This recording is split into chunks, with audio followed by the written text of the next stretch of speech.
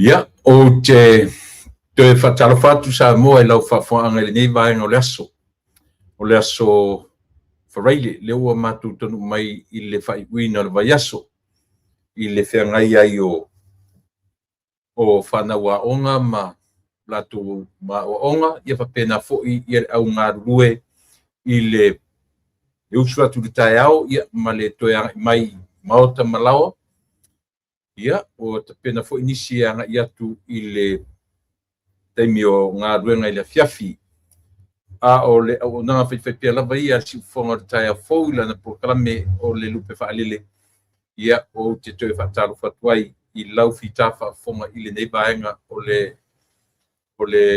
weekend, ia po le whaiwina o le vaiaso. Le aso fia le nei, aso se furu ma le lua, aso se furu ma le lua le nei tu langi, o le nei tu lalo langi o lo mātou o au mau manonofo ai. Ia o le porkala me whaiwhaipea, ia e tuina sao atu i le ai o Long Beach, ia po le matawhanga umi i le county o Los Angeles, ia po le stete o California. Le ia e whaia uma sui fo i o le tautua mana aunanga e whataro whatuai ia te oe le atu pele po whea lava o le lalolangi ma le neke lope ia olo e maua mai ai le tautua mana aunanga whaiwhaipea a le siufonga o le taia fo.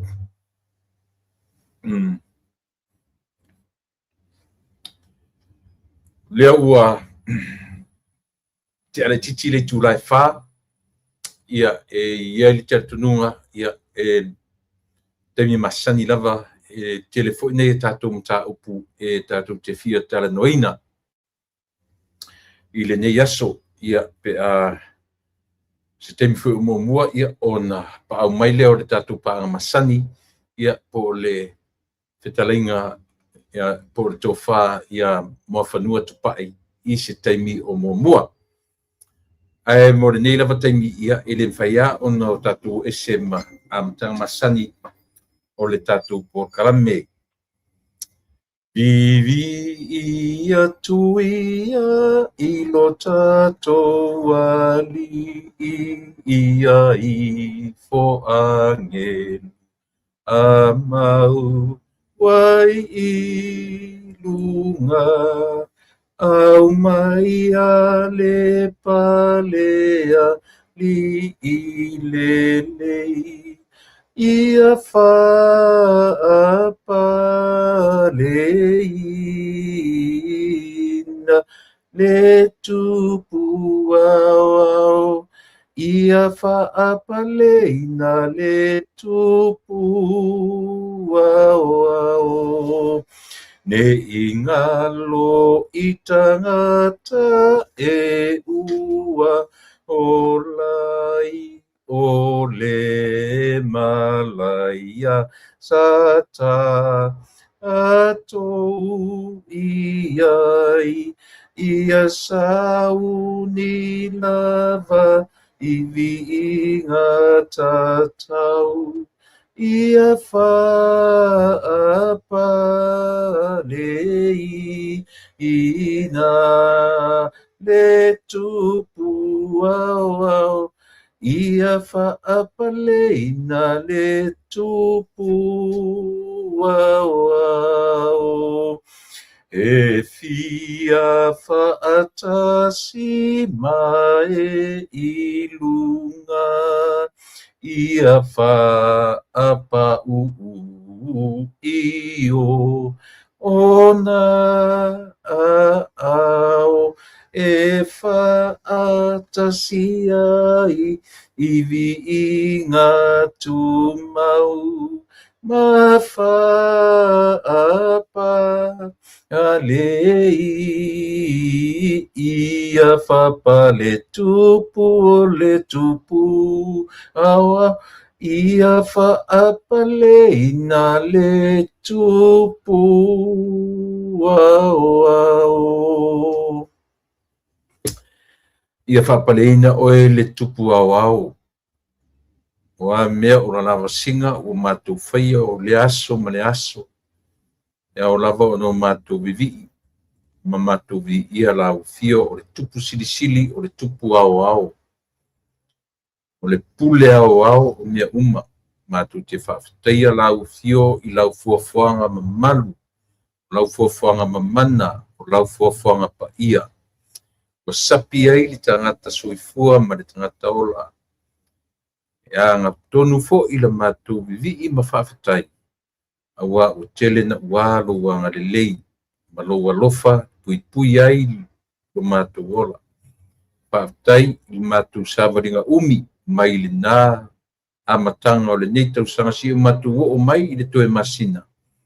Ua whaitau vai aso, ia ono matu tu vai lea, i le whamanatuina o le o mai o le pepe fau, ma le uru whale atu, i le nā tau sanga o le whamaru manu mai.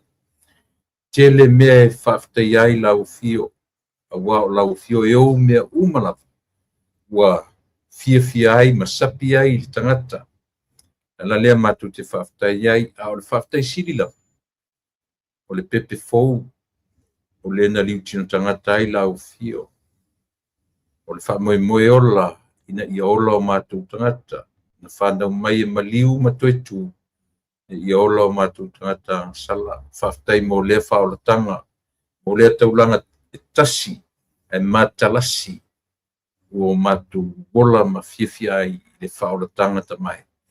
Ia ore tatalo, a fio meia, lua ngā pa ia tautulua si tautua o se au unanga a whaenei. Ia whape foi o na vi ia lau fio mai watu mea malawa. I se ase mea o mawhai o no matu whatinoina. Mai lua ngā ngai whaangangana, ia mai ere tu file mu loto ma manatu. Ia au matu whasoa, ia whaafonga alo matu patinu, o le talo tamai. Ia tatu malau fio le nei asu si i ufo i tau manga o le nei po ia i watu mea malawa i atio e whamangalo i matu uma i o matu se sem whaaletu. No rau swawhai e su ole mawala awai. Amen.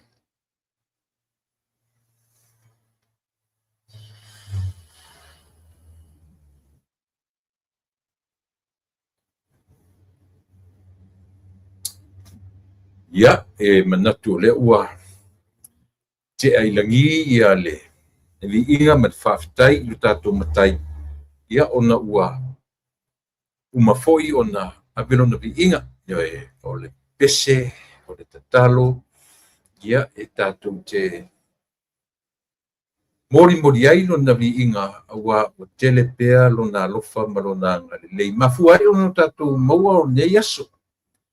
Mafuai on tatu fete feta pai ma tatu feva ia yaso taitasi o le bayaso ia e mesefu ia le nei foronga umi mai ia Januari ia si pa ia le toe masina o le nei tosanga o le mea monila e iai tangata sa tatu mafuta tatu whanolongo sa mai moa mai fo ima o fo ima paanga o tatu le toe mafuta i leola mea manino lava na ia e mai ia Januari i la tu sa fai fo i nei o nanga ma la tu paanga ma fia e mafuta mai ma yo ua le whapena ona fai le so ua le maua manoa ia ona o le mala au pa ia le atua ia a o lo tatou ui unga lava le tasi tatou te o malava iai ai a toe tu lava ma toe ba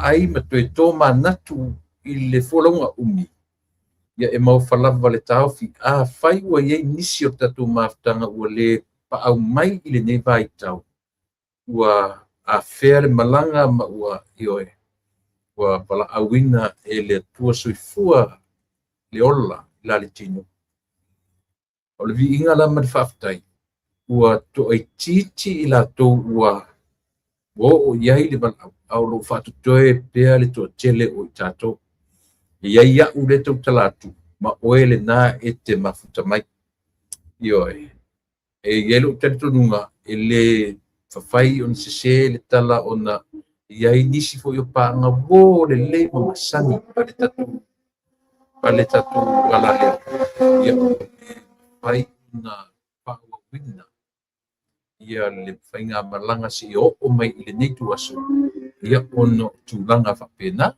ia ai lava le langanga whaftai i le atua ia ona o le tūlanga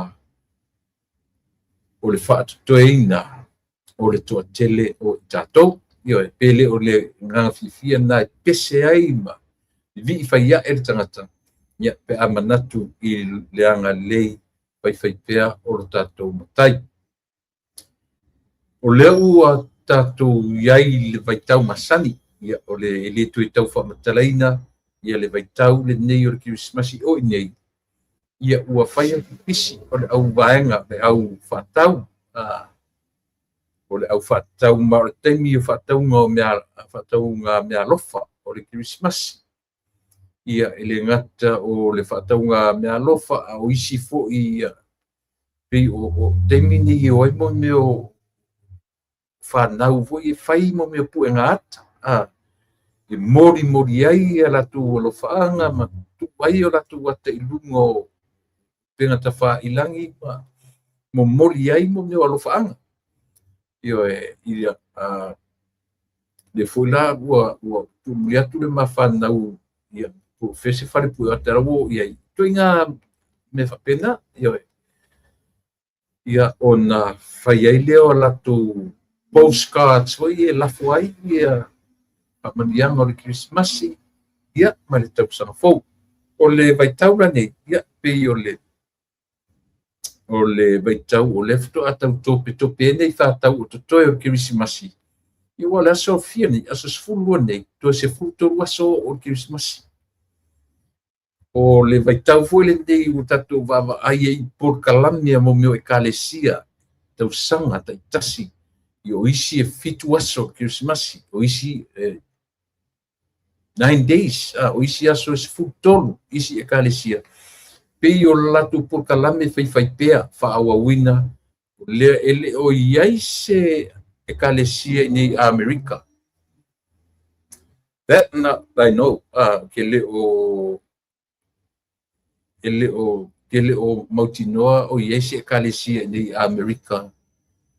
O lato feia tu ngā por kalameia ia o le fitu aso le Christmasi ia por sfutolu aso le Christmasi e iwa aso por le alava i le whainga aso o lo whaia i por kalamei o pese o Christmasi ele loa se e karesia i nei o lato feia ia lo vinga a fitu aso o le vai aso atoa ia ua masani ai se a mesi lava ia mo karesia e whakasā i tutonu o New Zealand.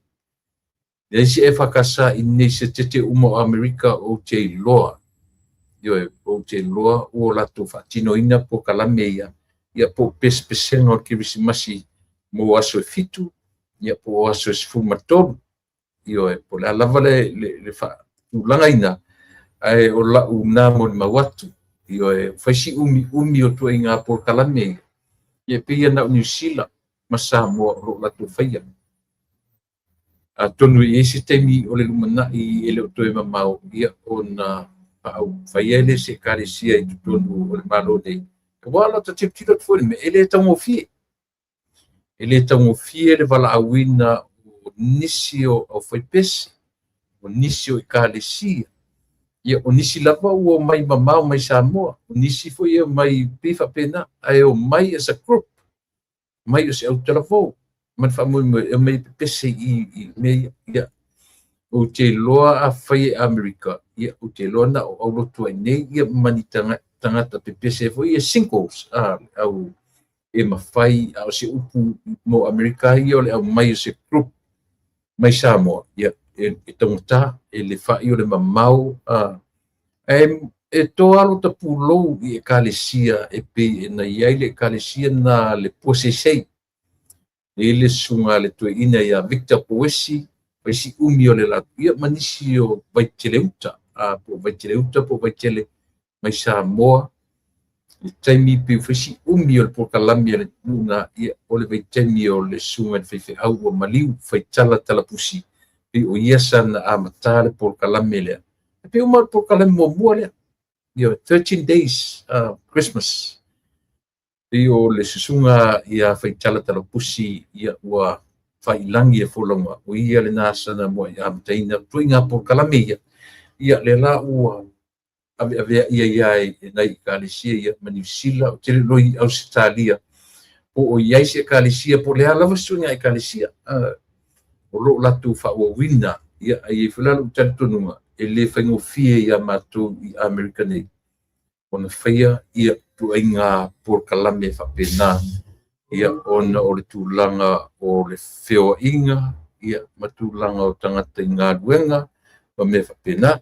Ai, hopefully, li ise teimi le luana i, o le whai ise po kalame whapena ase kālesia i Samoa, i le vaitau nei.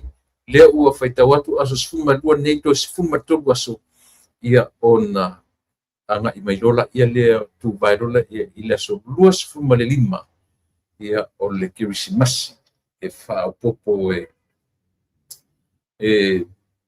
whaitauina e fo i le nei tausanga ina ua tātou mawhai ona o tātou whatauina ia le ngata o le sāwaringa umi le tausanga atoa ia au le fo i ua au bia mai manamanuia ini nai to e aso uma whaitau vai aso lea o tātou whaitau aso so o mara tātou whaitau i tū lama minute ia ona tātou ia lole male manuia. Paea ia pe uma o le aso tofi ia e pau ia le kirisimasi matou. A fi o le aso whareilia o tui New Zealand Australia o binga o le aso tofi matou ni e pau ia le aso pena i nei Amerika. Whapela e pau le aso tofi o le aso tofi la the following week o le le New Year's Eve yo wa pi so wa ia vanga ye lua ia matatu fale toilo ile tausanga fou o lo fa pena ona fa malu mai ia ia te tunua ia la papa viloa ia le tatu por kalame i tele yo mata e fa pe ona fia talanoina o le tūlanga fo lele o le ua toe whapea le ngana i le fionga le pāle mia o Samoa i lana press conference lena umatu ana fea ana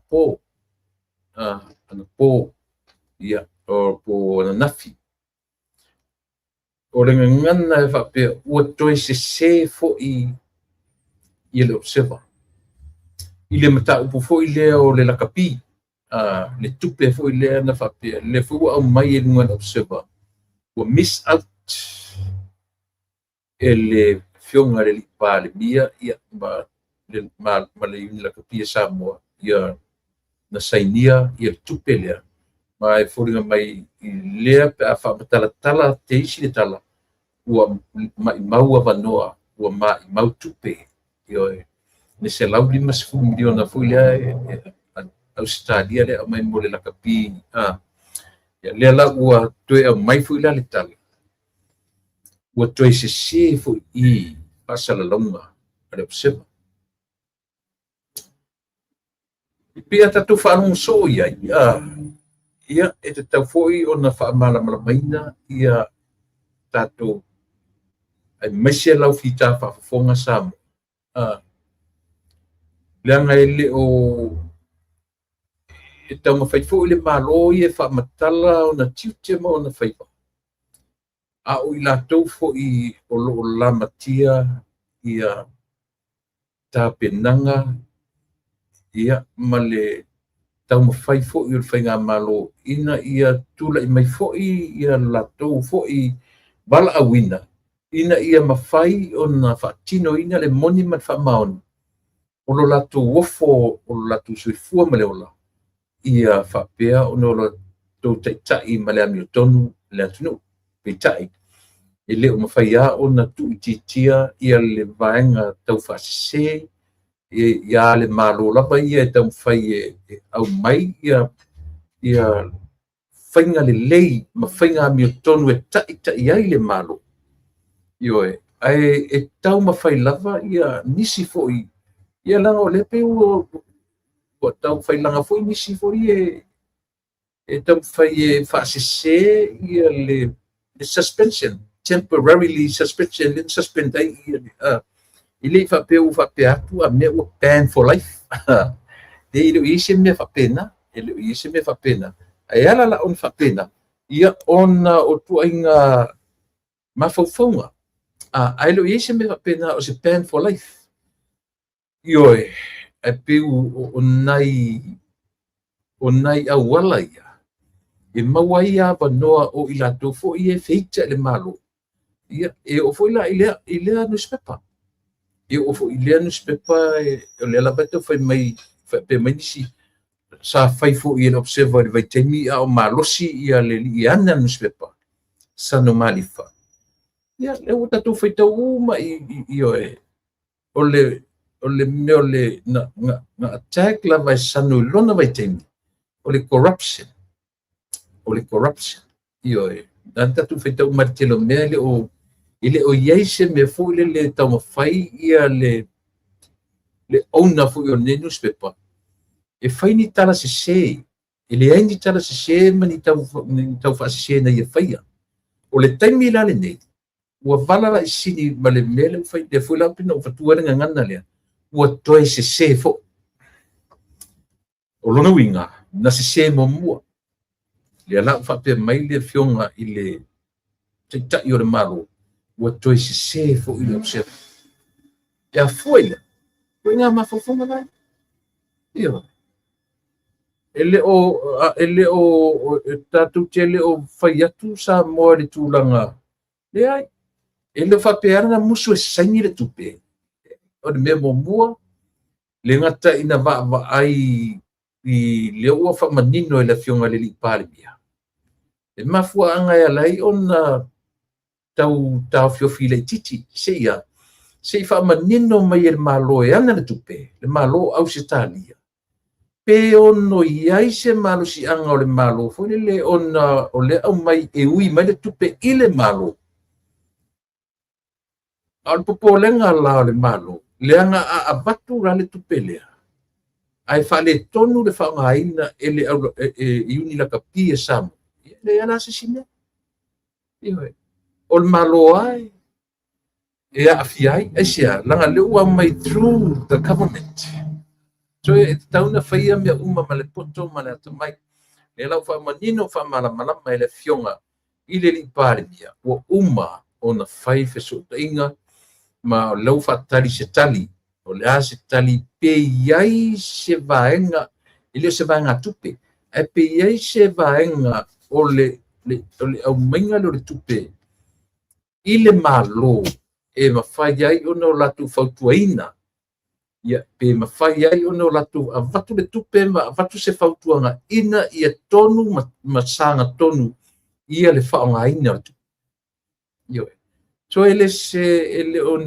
oni vaega laiti mo le silafia pea le tatou atu i le faapea o le foi laʻua manino e faitioga atu i le epa na ua mai moni e le faapea na oo ai le taimi o fia me faisi umi na o mai ia e o fai afia me ia na tele i vave i ai e ngai sia a oo i na faaletonu faaogāina o lenei tupe ia e ono tuaʻia le malo ia e tatou talanoa atili ai ia o le ua o mai le tatou paaga o lenei tulafiafi ia faatalofatu i lau tofā mo fanua malo le tauataʻi malo le faamalosi e au magaluega o lenei aso tasi le mea o lenā ua aso toonaʻi outou ia manaia le laʻei na ua atu ae laʻei mai le plu ia malo sei malo faafetai ia pia le avanoa e te faatalofa mai le tatou atunuu ma le faaloalo ia faafetai tula epa faafetai le alofa ma le agalelei o le atua waulia mai foʻi lenei taeao manuia faatalofa atu le paia ma le mamalu o tatou paaga o loo faafogafoga mai le pokalami mai se le auaunaga le lupe faalele faatalofa atu i susuga faafeagaiga mo latou faalutua i so se fatafaitaulaga ta mama tina mātutua e tutono maota malawa. Ia whapea foi tutono mau ngase ma le a ai o tangata mātutua. Le loa ma le mamalo le atunu po fea lava se vaenga o le kelope o maua mai ele nei au nanga. Ia malo le soifua maua malo le langi mama. Ia alo mai e se o totonga ma le iloilonga o tato news me o tutupu mea o lo tutupu. Mai le tato atunu i Samoa. Ia talofa tula epa. Lea le taimina e a matana e pese mai e lunga o pokalame nei le tae au. Le ai, ele leva, ele leva to titi ata mai fatasi. Ia e malo fafte o leo e fa mai ile tato tunu. O a mai tape nanga o Christmas. Leo e tu e tasilva yaso mana yaso. Io e. Ia o le mele tula mai nei. Se longa ni me anu iai.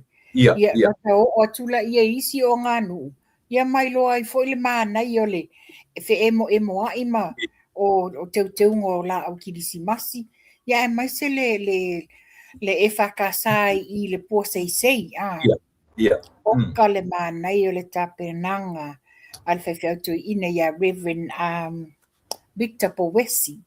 O ka le mana i o teu ngo o le whalesa i e whapewha le maota o le ngaruenga. Ia matele a fo nisi o ia whale o isi o ngā nuu a.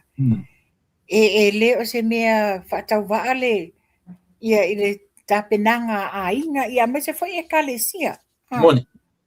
Mantua whai lao e kalesia le taimi nei tula e pa le wala tau whai ele sifulu tolu aso o le kirisimasi. O isi la le o whalongo atu whapea wa whai le fitu aso o le kirisimasi. Ia o e nae mana ia foi e o uma iai le ia tangata mātutu o le autala vou. You know, the theme and the spirit of the Christmas is there. E ia tātou la nei ia wa mātutu o māsani le e whailonga ino o kirisimasi Samoa. Ia pe o iwa te whawhangu mai iwa manatua tātou lotu i Samoa. E whailonga le whaile whainga lotu le po le Christmas Eve. It's something that you look forward to it. You know, you see many people from overseas to telo tau ainga o a wo. E moni le leu ata o se futoru a soma fitu aso. Sau amata tua i peina o toua na New Zealand. Ma Samoa. O lo o latu mawhaia o na whaatino ina to inga pokarame ia. E le ai ma se kare sia nei metotisi, katoliko, pati, o le sukiriso ia ngatai, e o fole e whakasa, e whakaasa, le ai ma se kare sia o lo mwhaina na to whaatino ina ia pokarame le. Wai o telua, e le tau mo fie. Au whasi umi o pokarame na, fia e kare sia na whaia to inga pokarame na iauto. Pea o le tōtela e kalesia ia wa join in. Wala tō whaia. Na amata mea mai a le e whakasa i Samoa. A me se foi le vaenga o le ola to e fuata ina. O i la tau le sai to tono le ai o whalpuipui. Ia foi whaia la tau pespesenga. E mani ia foi la tau tau whainga sa whai. O le awala e whai o la tau pespesenga. Whaaleo ai le langona salamo, whaaleo ai le toe suia leo langa, a new leaf, it's overturned. Ia le alawa ma whaapena whaalawa i tele atu tele e kalesia. O le mana ia toe tapu e aiso i fua o le au talavou. Mana ia. Ia, pio na, ele aise, ele o mwhaina matu nei na whaatino. Okay. Masalo le wala. Tele ia. Tele e kalesia ese te tono o malo tele. Io, e tele pa tele ia taruana o mai nei ele ia se kalesia o latu masalo pe taungata ia o le nofo vala ma tangata i ngā ruenga masalo pūranga whapena. Au te lo se te minata mai o le a o lava iai. Ma le simia, so le le komo. Amata mea lola tau e kalesia. O leo te mama ia tu ele taungo fia de mea Wi-Fi sponsors a. Well, not really. Yeah. Anyway. O le whakasale i Victor Powesi. O te loinga, but almost 10 years ago, sa fai ela le so sa fai le so tu fatasi na malanga mai ai si e fakasai sa moa tu fatasi ela le fainga o le sfutol waso ia lela mo pe wale to yese so ai pe wa fai e yala ia o se tama fainga le ekalesia ina o ile ta pena ai e soifua o le tupulanga talavou ia manai matua. Sorry. O lea e ele tala mali e vole le na ta amataia Yeah. se tasi fo i o former MP o ai fo i ngore tangata le na masalo mia neilo na fale le rate leo le na i ngore so alo mene Oh yes.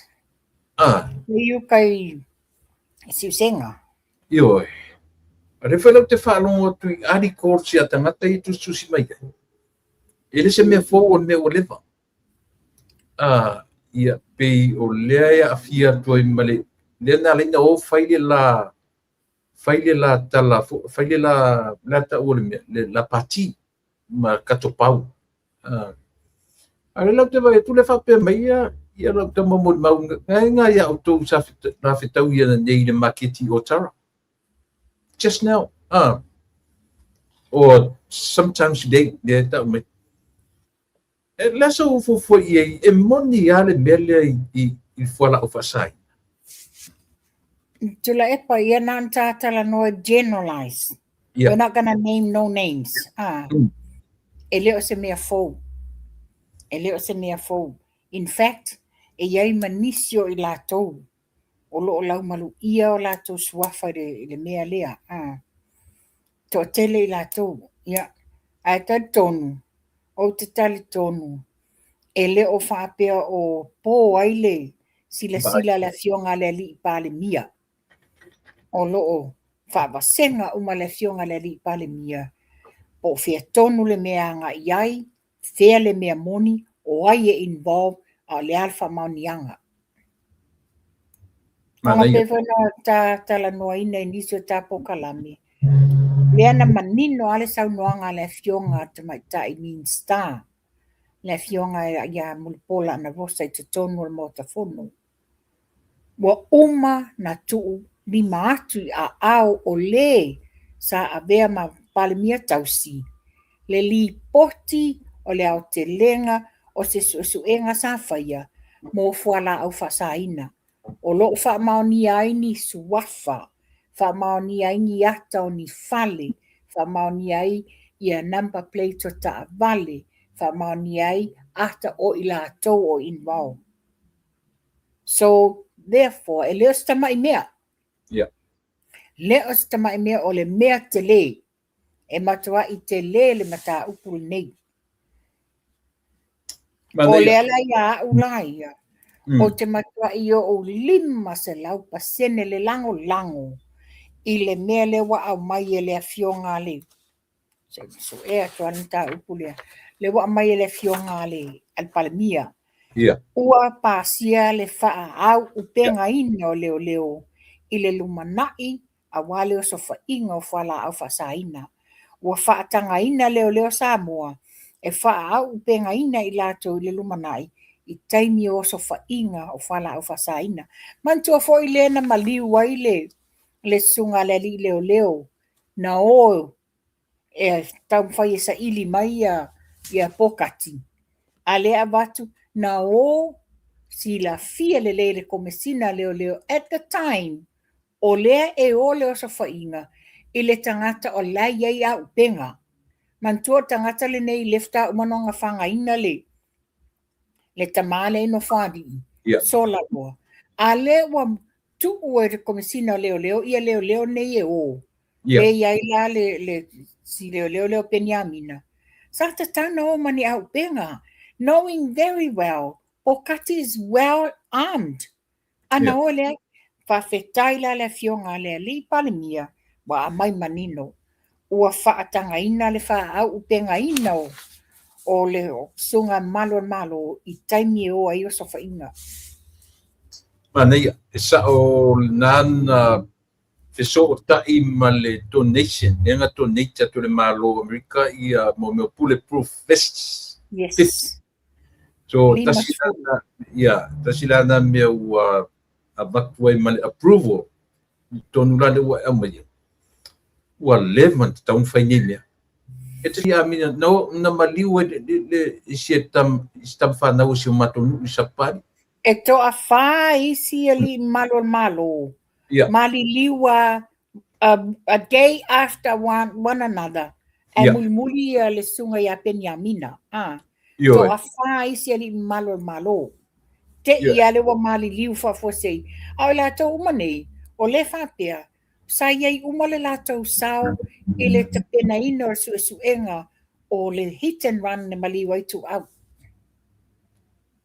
Wa na iei fo i le masalonga e relate uma ia maliu na i le case le Io le winga lo tala o le maliu si li le matonu na maliu way before ia si o sofa ya malo samu lena noti me fale atiu to le valan tão ta pena finga fa pe ta fo o malo i na betemi ono ro tatulo e no to sife ia le malo te ahora i rates fa pe o le mea le fifianga tu la epa mantua le fa pe mai o le process le pe fa pe o se raid se o so fa inga e seek approval mai le CEO through the minister ina ia fai mai le approval le o ele o se fa inga a le manai le mele wa fai nei le fionga le li pale mia which in fact o ia foi le minsta le o fal l'official le fa pui o le wa ia sainia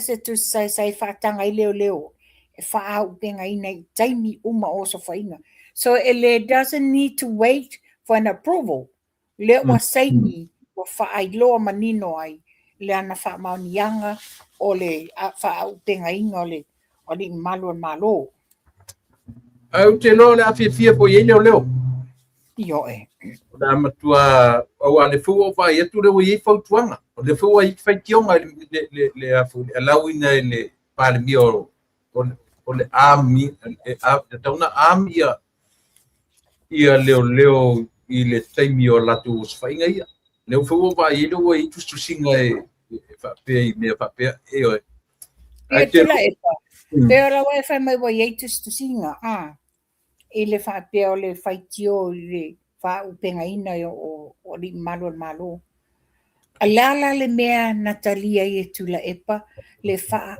a upenga ina o le sa komsina maleo le taimi le ia iken kaio le so fa inga le sa o atu o le o te ia le maketi le na so fa ia sui tupe mai falatai au fa tala tula epa it was very shocking. Na le matututu matitilo.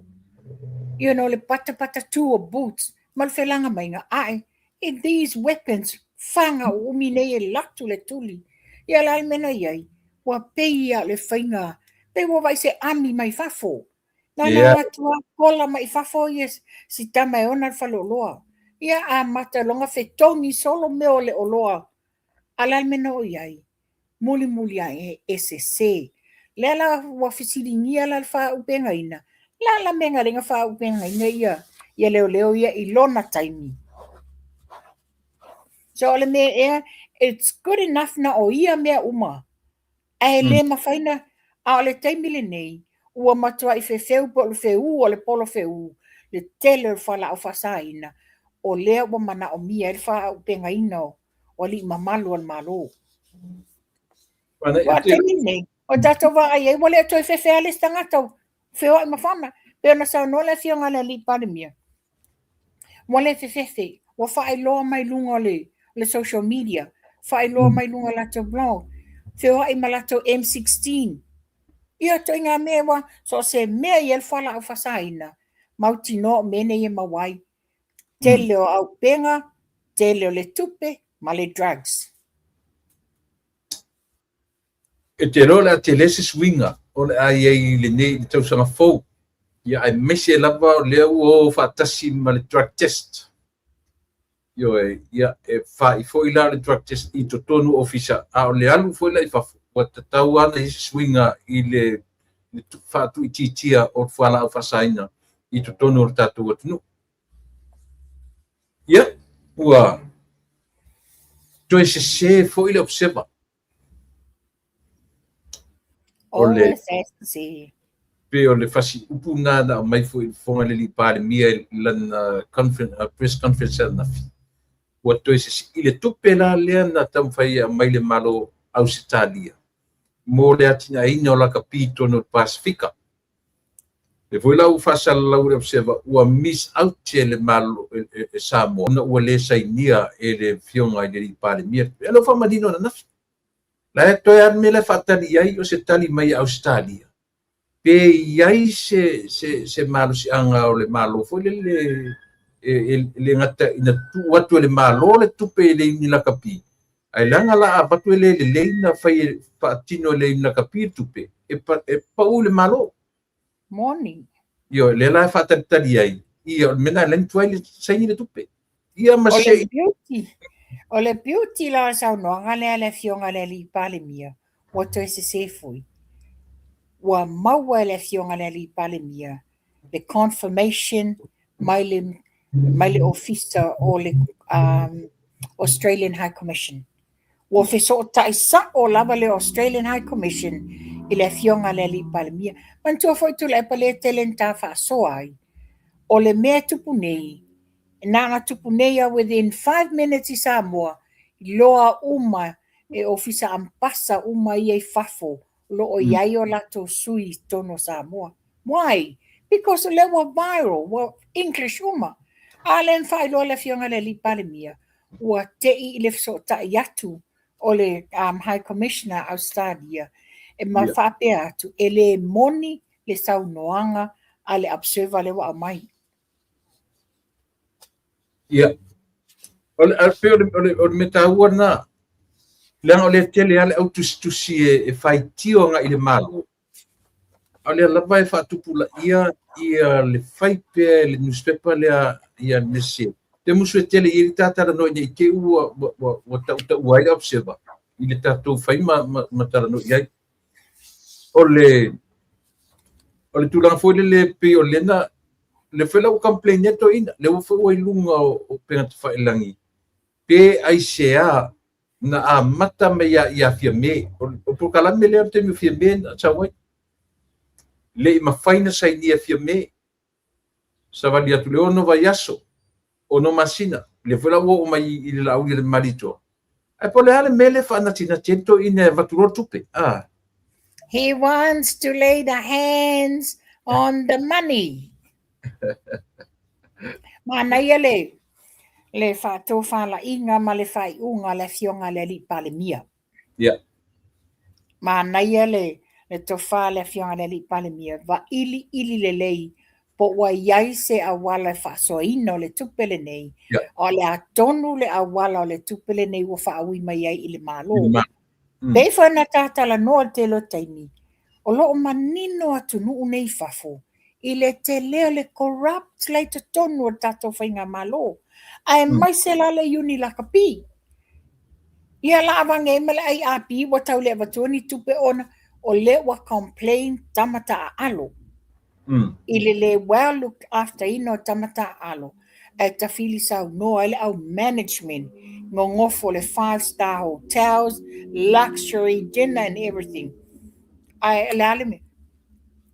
O le wha mua ave tamata alo. Le mana ia la le fai unga le wafai le fionga le li pale mia. Se itali mai le malo Australia. O le atonu le awala wafaui mai le malo. Pe a mai e ia le malo la na pule fa atonu e fa so ai le tupe i le uni la kapi. Po le mea na fa awala mai le malo. Saini lo le malo release le tupe o le uni la kapi. Ia o le mea na fai ia le fufuanga li. Ale a foi le fionga le li pale mia. Man tua foi la le wa yele tato min star ta longa. Le wa yele Ministry of Sport. Afale na watun malo. Ia malo lo tu lo le minsta. Inala e mai fa so wale e male sesno.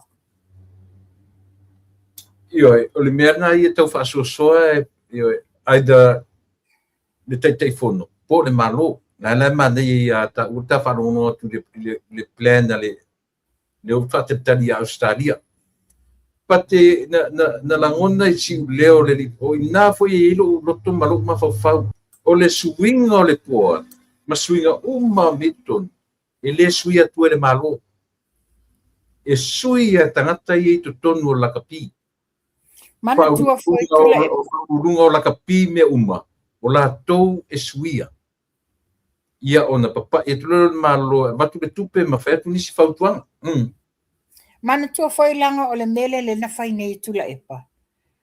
E tanga i foi iai, o lasa iai a clause of the Constitution o le pale mia at the time fai mata te fono. Ia ala meu iai. Lawa iai fesu ia inga o le Constitution ai leo whaalawi lo ina tula epa. Lea lawa so oi loa. One, wa sui le ingoa o le Samoa Rugby Union i le Lakapi Uni o Lakapi Samoa. Two, wa sui le logo o le afo le tō nginga a le tato au tele. Three, le wa tele fesu ia inga le nei. Ma ave ai loa le pule leo whapea o tai fono uma mai o Uni Lakapi la tau te filia le tai fono a. Le mana ia le wa watu e le fionga le lipa le mia le lui i tai fono uma mai Uni Lakapi a le atunu. A tau mana na o le tupele nei oe wha mama le tau board.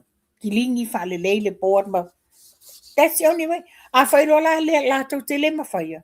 Ia o lau whainga malo la tau e sa ili se sia foi. Se sia wala. E whai ai la le Uni Lakapi la tunu. Wa e folinga mai wa privatize le whaingoli. Wa whai wha pisinisi. E mau wai la tupea tula epa malana vainga. Ia titilo iai. O iai se au Lakapi se Uni Lakapi mai le pā. E big fat zero. O iai se au Lakapi mai a sa fata le ia posini. Nei se mea. A o la tau nei le loto i le whaasoa ina te maainga o tupe nei o atu tutonu le Lakapi Samoa. A le tui o lau whanau. Tui o lau whanau nei ta alo. Ina ia wha mate ti ele le ngō Samoa ma le Lakapi o le atunu. A lele o le leile tau singa malwawa ainga o alo nei o le atunu. A le ta whirisau noa i la tau nei. E matua i te lele issue lea. Langa 50, 100 million on tua te lea i tupe. Ai o le mea foi lele te fia i na ua mention le fionga le pale bia. O le suia o tu langa tofi totonu. E le semeanga malo e fai. Pe e whalango lango i ala tau ia. O te leo lo fope se close ale constitution ale Lakapi. So sangata e pale bia. O te leo, I don't think so.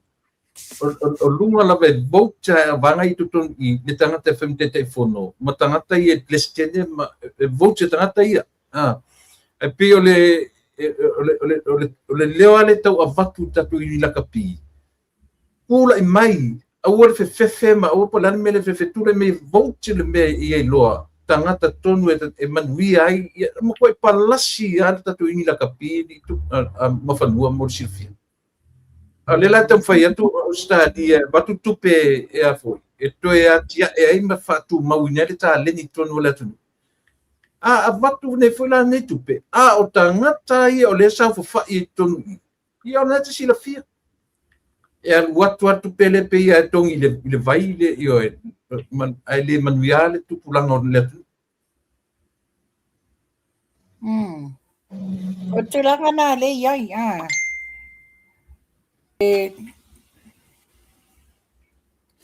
Iai le nau ta inga, ta te whaia le call lea. O lea manino lava le fionga le saunuanga le li pale mia. O le call lava I le suinga o le poat ma e whaalango I tangata I totonu o le Lakapi. O la tona e ko linga le suinga uma totonu.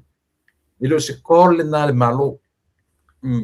To te taula na tula me tangata ia. Ai le nga le mai as followers. Ma muli ia whapea. Ia. O la kuanga o le o kiri mi la kapi. Ia pia na le ua pa watu ia le to whaia mawhanum salo tuiti o na to ia mela ia lea. O le mata upu lea ua o le ma te tau whetu lea tu. Ia mese fo iso ta sao le mano ta i tono nei mea. O ta ngata i tu tono o la kapio la tona suia. E le tau apatu le malo. Ia, tau noa mawhanum. Ia o tulanga na iai, e moni le saunoanga le fionga le li whale mia. O tulanga na iai, o lātou o yuni la kapine, e o lātou e tausa ili le awala, ina ia mawhai ena fofo le whawhitauli. Sui ia tangata i tutono le boara le laki.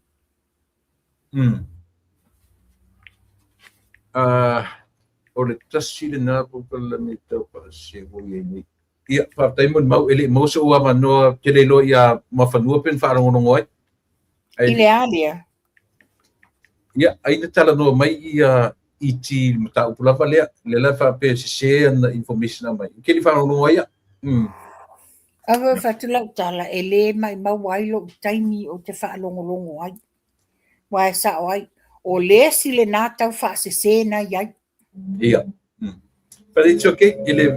Ia, e isi si me te tue fia tala noala ia i le mele ua tue se fo i whaingan observa i matupe lea. Le me moni ei le peo le mele no obatua o le whaamani anga. Le pick up my le Australian High Commission. Yeah. They picked it up, read it, it's wrong again. Le lai le whafonga anga la Samoa. Whafonga anga Samoa i la tau ia le sao e lango mwhapea mai o wale anga le fofuanga le fionga le li pale mia le ban o le media. Ala lea, mafua anga tonu ala lea le lenga ban o le latu au maia o tala se. Latu te le a maia se mea moni bring the facts. O le isi mea matuia lava e lela i titi le isi o tatu la kapi mkua i pa u maulalo a. E o ai le IRP. Matua le toi fia tonik masi tupe. Langa o le IRP fua le latu au mai o tupe. I le rank. I le rank ma le performance, Ia o la le performance la amawai. E le o toi qualify tatu ni benefits mai le IRP. A tua tatu au e to tongi a tatu au le pasise. Ma kamatesis me uma. Wa ese tatu ma le rank susan me le IRP turang whapena. Ai whawhetai Australia. O te whawhetai Australia. Le au mai o netu petele. E tau atia e ai le whaale tonu le ue i tatu au. Walale le tonga mwhiti. Ia tu langa whalale iai. Little Fordinga, they are so desperate. Yeah.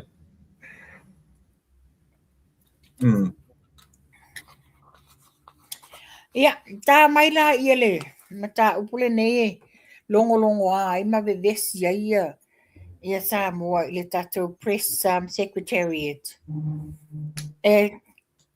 Tula e pa ole CEO fole o whamanuia ina le ofisa soifua malolo ina. O le sister o le tatou pa anga masani o Julie Scanlon. Mai ngai Michigan. Oh. O longa sister matua lea o June Scanlon Lui. Okay. Le o whamanuia ina le tulanga leo le CEO o le ofisa soifua malolo ina. Ia o se mta upu. O se mta upu te le fole nei mta upu Ai ti ni foma ti lo ia. Fa fe fena tupu le nei se. Fa fe fena tupu le nei sasi. E le fa pe e sala tupu fa pe o stangata fo le taua o. A le press secretariat le nei wa fia tau sanga o ngalue ai. Oi tonu la le press secretary. Yeah. o lave I ti ngā tufunga. E fia tangata le posi le tasi lua tolu pena tu tasi. Tasi o na ia nā lewa aia umaia. Le lei mana ia le ua e pa I le vaenga. Sa mo tato uma ia e toe aru nei la toe ki ia le press conference le. Taimi le fesili ei ame. Fesili tonu a ame le isi lea. A tangata tonu anga sa whai au tafo ame. Na vai le ilanga ata lana ata fu le pi le falata fi ata sarcastic penal ata le e utele multinora termina po ai tonu ra le press secretary ai a fai laurena ia o le officially tonu ai luma ona mata ava tu sa o foi le tani le li parmi o tele alo siato se la na tonu no mua faita penanga o mele la se Yo tapenanga sa olawa. O famano no. Wa wale tasi le lua ni me tutupu ai. Ai me fa tu ele utala. E sala fai pe ana fa pe o se tangata o lo e fo le ta wa Pe ana fa pe o se tangata fo le ta wa A o le me o tangata wa leva. La fo na te loa ia policies and procedures. E na te le avenga se fa sala launga. Se I a mai le whaka ma saini pru mai e le fionga le li palmia. Ia la le mele nei le wan ngofunga ia ave le whasal launga. E leo se mena pru watu. Mantua o le recommendation mantua o avanoa nei. E fai interview ma fai loilonga le PSC. Na mai la I o le recommendation a le PSC. E le whapela le recommendation al PSC o le awhai el whai unga. E amai teipo le lunga al kapeneta. Whai ai le kapeneta le lātou I loilonga. Whai le lātou tu whai. Mai lo ai tonu po o whele tangata o le ave I le lātou wha mua. Ia ole ele o se mena watu kapeneta le mele na alu whasa lau. Yeah. E te sila fia o tupai. O mea umai e lalo le category o le professional whaale tonu ale tangata, whaia. Whaale tonu ale tangata, whaia. Ia tau atu I tangata ngaru lue me tangata whapena. O le whale a ongan mena uwhai. Ioi, e le whapea lang o le si tangata. E whatanga whawadwalea whapena. A la fai e ele mafu anga le mene fai ma ioi, lono winga. Moa uala ia. A watu tu e siava noa. Moni tua epa, mana tua. Ina watu la I mele whainga malu. Sa tau mawhai le fionga le li pale mia. Ia ngā lulue whaatasi, ia maua le loto maulalo ma whamaoni. Ia o se whamaoni la le nei wa levana tu alanga ma tu alalo le fionga le li pale mia. If you ask me, yes. Whai le whai unga wa te tauna whamalolo. Ma ele ongi tangata le atunu. Moni lava. Ele ongi tangata le atunu. O le whaua umana ave ele warning. Ia ta whaanga ia na upo le warning. Umana na lapata ia. Ina watura e maile maro. Pai le tala le li pale mia. Ia, te tiu se sele whaanga ina upo le warning. Ia nasi si upo I tala whengai. Ia, lewa umana lapata inga. Lapata inga. Ia, I whaumurunga uma. Ale ala wala whai I lato mis. Turi lola. Ili whaperi ava tua se upu. Wa umana watu le o onga o inga whaton. Ia ale le whai aloa. Whai la tūlanga le wa PSC o lato ia o lo o. Whiangai ma le vai o tangata whainga ruenga le malo. Ia. La whai la malama PSC o le lato recommendation. It's only a recommendation mai lato I loilonga. Ai teipo le cabinet o le whai unga I final o le kabineta ma le lato whai unga. Sa le tatau lana o na whaiele a whasalaunga. Onga ele o se whakana watu kabineta. Ele o se recommendation ele o se whai unga wa whai kabineta. Mana I kelem ka pule ua ta iai. Ia. Lona pana wha mo mata I seri o o lave tinga. Anai fulonga ingoa matai. Nanai. O nanai. O no fa pe. Ada watu usa o tuali tali ele fionga le lipani. Atonua. O tele alo le ata o le la au. Aila sina na fastalana. Ia o le se I fa ye sa ilinga. So hopefully sa urola sa ilinga le. Wale ko. Ia mana tua foi. O press conference o malava le fionga le li pa le mia malata o malata ni. E sa fa ia lava ia tonu. Ia E sa fa ia. O lea la na te loa le au ngani le fionga le li pa le mia le au tustala. Ia. Na ia lato o maia fat ma mea mon. Ia o se mauta ngata e afo. E fitau I le post lea. To tele. No tele.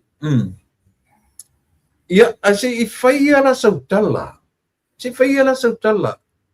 Wa leo fa wa a vea le mea lea. Pe o lea ua filosofi tangata mwhapea mai. Ua se le mea le maro o whai. A lela na wha manino e le fionga le li pale mia. O le kapeneta e le final saying. Yes. Eo Se solo mua la vai tangata o leo e au le mea se. Ma whaapea mai e se le. The final saying is the cabinet. La mena le whai e le lato whaasealia. Ina ua uma le recommendation al PSC sa ilingo se komesina. Komesina leo. La mena whai. A mai foi le kapeneta. E se foi fuafuanga. Ana whai lava le hand pick a le sa ave ma minsta. Fela sa iai nei whai tionga ma nei. Mana ia tātou whaataritalia. E pau ale si mele ua langa ai manatu. O mo me o angava, qualifications. Na piu whapea mai o whiwhilinga ale pisasi na peisi lunga o angava, qualifications. O le doctor. Io e compare il tamaita. E foi recent ale kapeneta ia. E vala foi sini. O le aila o le pito sili na tau o le tangata e la lata le ngā lue male minsta. So ala sa uchi sila mawhanua ilo whaitauina o angava o tangata ito. O te mawhuri fo ia I le tamaita ia June. O na le whaitau watu ua ova I le wha se fulu tausanga. O lona ese ngā la lea ma le fionga le li fo mai. Ia to le fo viali. E le afa fo I tausanga o le au nanga a le tina. Wa ova ma le wha se fulu tausanga. O ia sa avea ma tausi soi fua sinia. Sa whapea fo ina malanga ma I fafo I lungo ni a onga wha le wāl malo. So wa lava le to mai. Whaingo fia ia na whaile le wā ma le au whainga luenga ma le mamalo le atunu whapea le fionga le minsta. So e te le lalo nanga wā e le tūlanga la le wā whea loai. Mai le foi mea lea langa pe o isi tangata I o le lau te la matia ngā luenga nei minsta. Au CEO. O tasi nei tangata I au te loa foi la o whiwhilinga. A whape ma whana atu le minsta I a tune. Then so be it. Eo. Yeah. O toi o le uso o la titi le o tuiloma. Yeah. Yes. Yeah. Mana ia. La sisita mta upu i nā. All Samoan citizens given the opportunity to buy shares in the national airlines. Wa maua le awa noa tāua I tangata anu umo Samoa e whaataua ia lato share I le waalele le atunu. Next month? No, beginning of next year. Yeah. Taimure tausang fau. A le whapea mai e mauti noa e taunu mai le waa before the end of 2026. Ia o se fianga Yeah. Tato tanga ela ia tula epa. O le moe mitinga le o le anabatau sa amai ele whainga malo. Yeah. Le anabatau le ina ia whaatau se airline a le valele. Yeah, and at the same time, foi la le wa ia tape nanga o le tato valele. O le foi la wa ia le au nanga fau le Qantas, le va ale a Australia. Le la a whapena malanga mai le Qantas i nei au kilani ia ma lele atua i Samoa. Sia baku ase I whapopo tua tapur ka lame le mta pule wa mai o se mta le na mai ele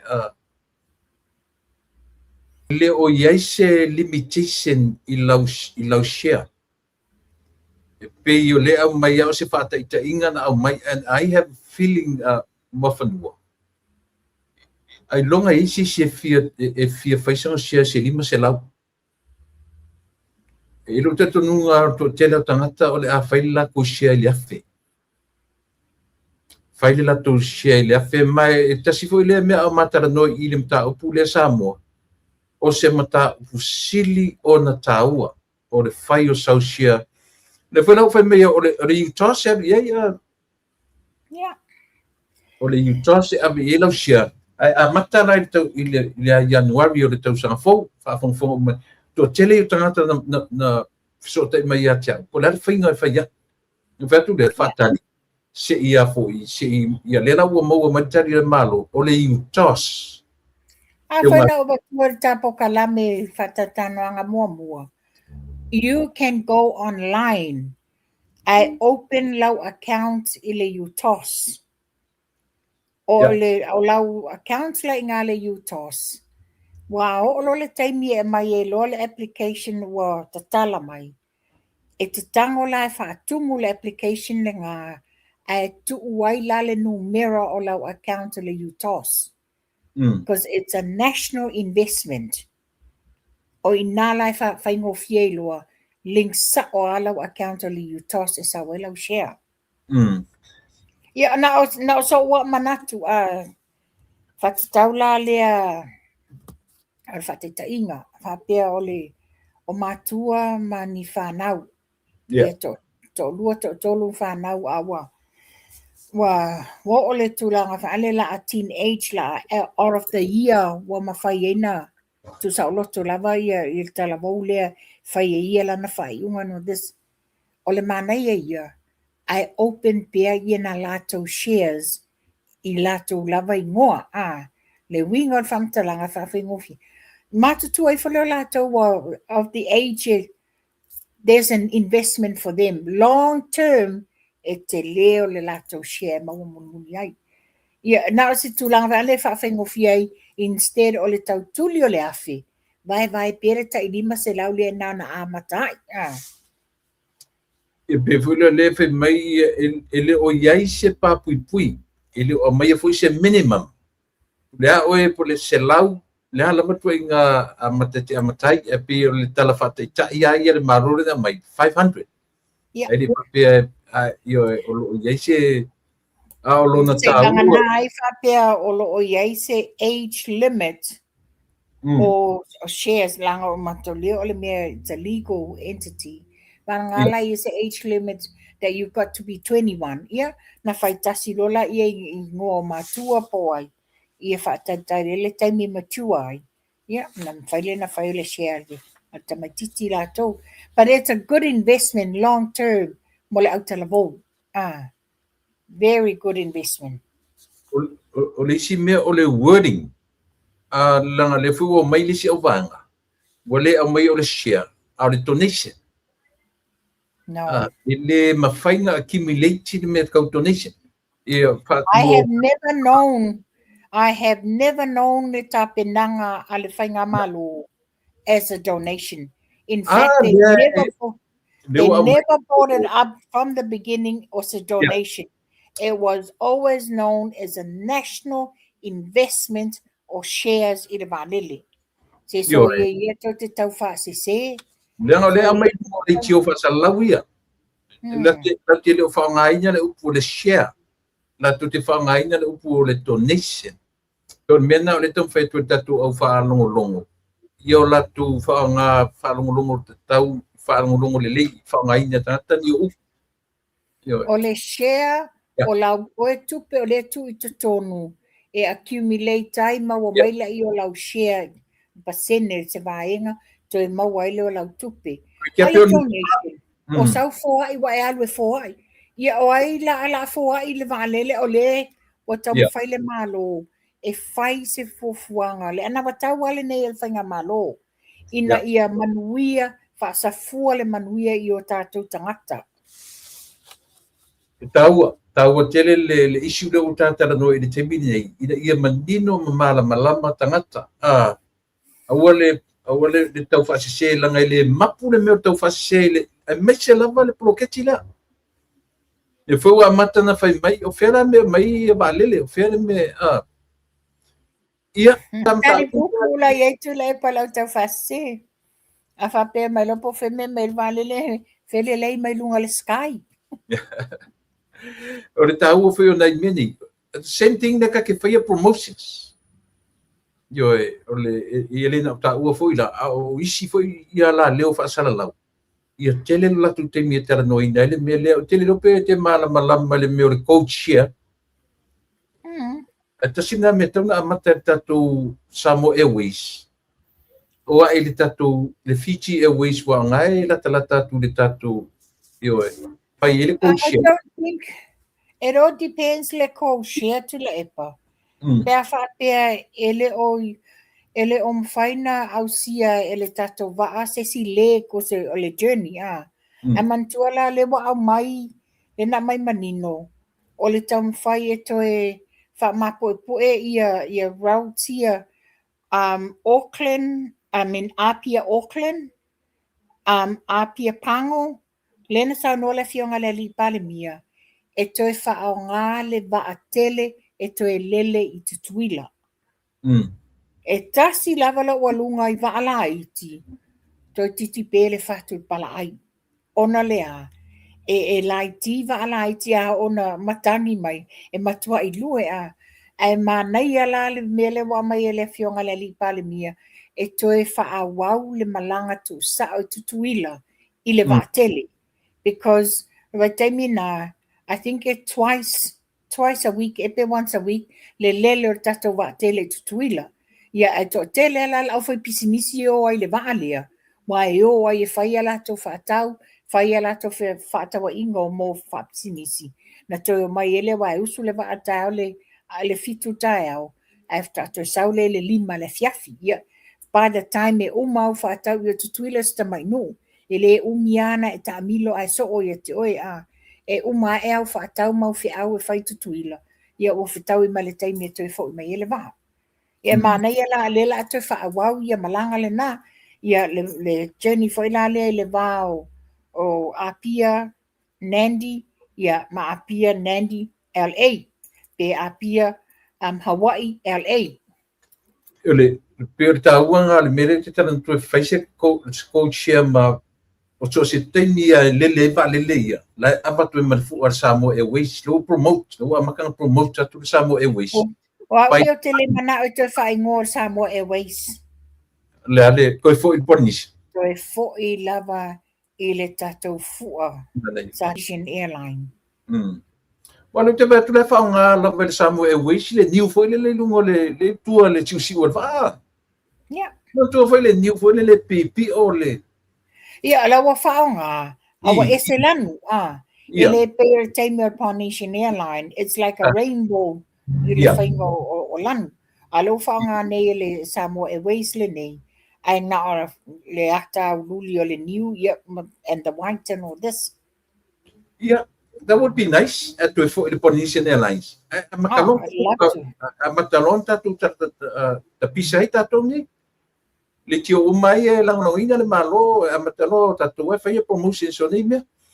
Ia matango fie ia le alua fa mautino ele ia ma se me fole le fa perfetto I fai mai le fiona le dipani e manino lava o le fai unga o le tausa o le fai tausa fo.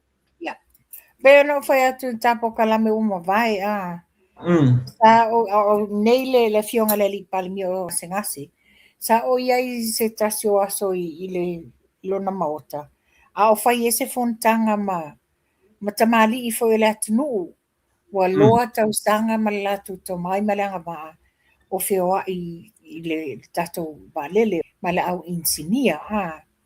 You know, their input was so important. Pe o I lena tapena I le fionga le li palimia. It's like a feasibility studies. E Yeah. au mai to mai o I lātou. Tu Yeah. fatasi. Ola I o lātou. Fea ngai ma le fionga le li palimia. O le almea lo mana mia mo le leo sa. Tu atu le nei tamali I o le atunu. Le ele anga va amato mai. Olo lātou. E a mai I le vaenga lātou te loa like bring in corporate bodies. E mwhaina whaatinoina mta upu nei. Ia, manei. Pawale Yeah, mea and taro o sia, I o te teile ngor ka kuporinsia a. Nge ke au u whare kongu koe lingor porinsia I le ngau renga ngau e le a. Kau ia si o le mantua le ngau le nā le wato I totongi umatu la epa. li. Ia na pēna mawhasoi wha male fionga le li pāle mia. Talo whai. Ia isio utua ngani matua le sa le na maliu nei tau sang nei a mati. Te leo to mai a ia o ia se tangata insinia wānele a. Ia e pangane, le eise si o whānau e so o iai, ia. A tonu e se taimi, e se lava le taimi o le tua. Alo? Ia, kau si Na sta. tā o mai la ia. Samoa launches the NDC Advancing National Climate Ambition and Resilience. Ua whaalawi loa le malo Samoa lana sao lona tolu I le National Determined Contributions I lalo le malienga I Paris e whailonga I nai se la sanga taua I lumo fofuanga o le tau o le atunu. Ia o le whamoe moe sa ta ia le fionga le li palimia a I whamamawhaina I le tau o le nei whamoe moe o le NDC tolu Le lai whaapea o tusa o le vaenga le tututonu o whainga whaavai o le taua Samoa. E atangi ai le whet taua inga o le atunu le onga tasi mafuafuanga au tua le atunu. E au fia ai la le NDC mua NDC lona lua. Ia maawala o ati nae e le afo le National Climate Change Policy. Mantua le na whaile mea I le 2020 to 2030. Tu sala e o atu la le lua oto se fulu. It's only few more years to go. O ina la le tama whairola so ta inga le nei. Ina I o atu iai. Wa taimi nei le sa whamawina sa unuanga amata le fionga le li palimia. Onga o ia le whai masui o le minsta o ntanga benga puna o ma le whanatu wa msese o manga. Mantua langa o ile sa minsta ai le tau sala fo I ua whapiana ia tei fui maono. Ia o le lawa tula I le fionga le li palimia e nate se tātou tālia pe ieni suinga pe ieni tōwhinga fōu o le matanga nuenga I le vai aso fōu wa vai aso fōu le la tau au fia I le fontanga al palmeni. Oi foi nai mo fonu oi foi nai na min salang lango yate.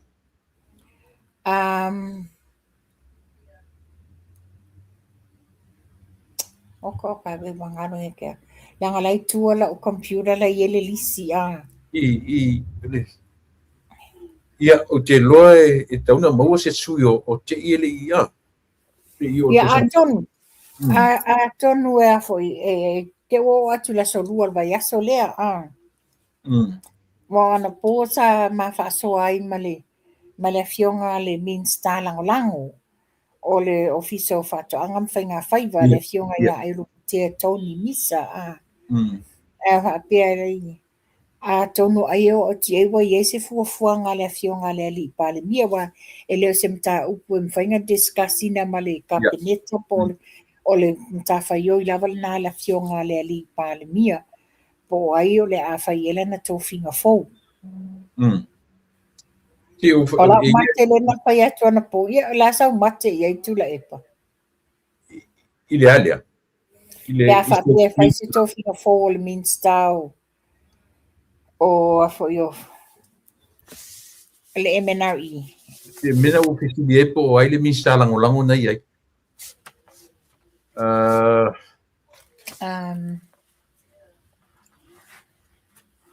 Te i. Taufua, le fa mi tanga taufua. Edmund. Edmund Taufua. Taufua Edmund. Ia, ma fa matalea. Ele te ua fa me ia ia le mi sa lango. O te tatonu ia uia. Ia wa te lo fai ese strategy ele fionga le li pa le mia man tua le sa tu mo le vanoa ia ale bena ale ma le fionga ia te peato ia ai te ia o le ala o le taimi sa tu ala lo fo le fionga ia ale ona o ngase o tino ia le o vai atu ai o te malo si mai la to ina le o umana te fa fo wina lo na au ia atonu ai o se lao le a fai se to le tama ia ale mo manaya si itali tua i si tangata levi anai tula e fa mo le o te fia malama i nei matua lea ua maua latou pensione o lea fo'i e mana na o latou te fia join i le share sia ele ai ma se mele ngai le na mele levi mo fa ma se tala e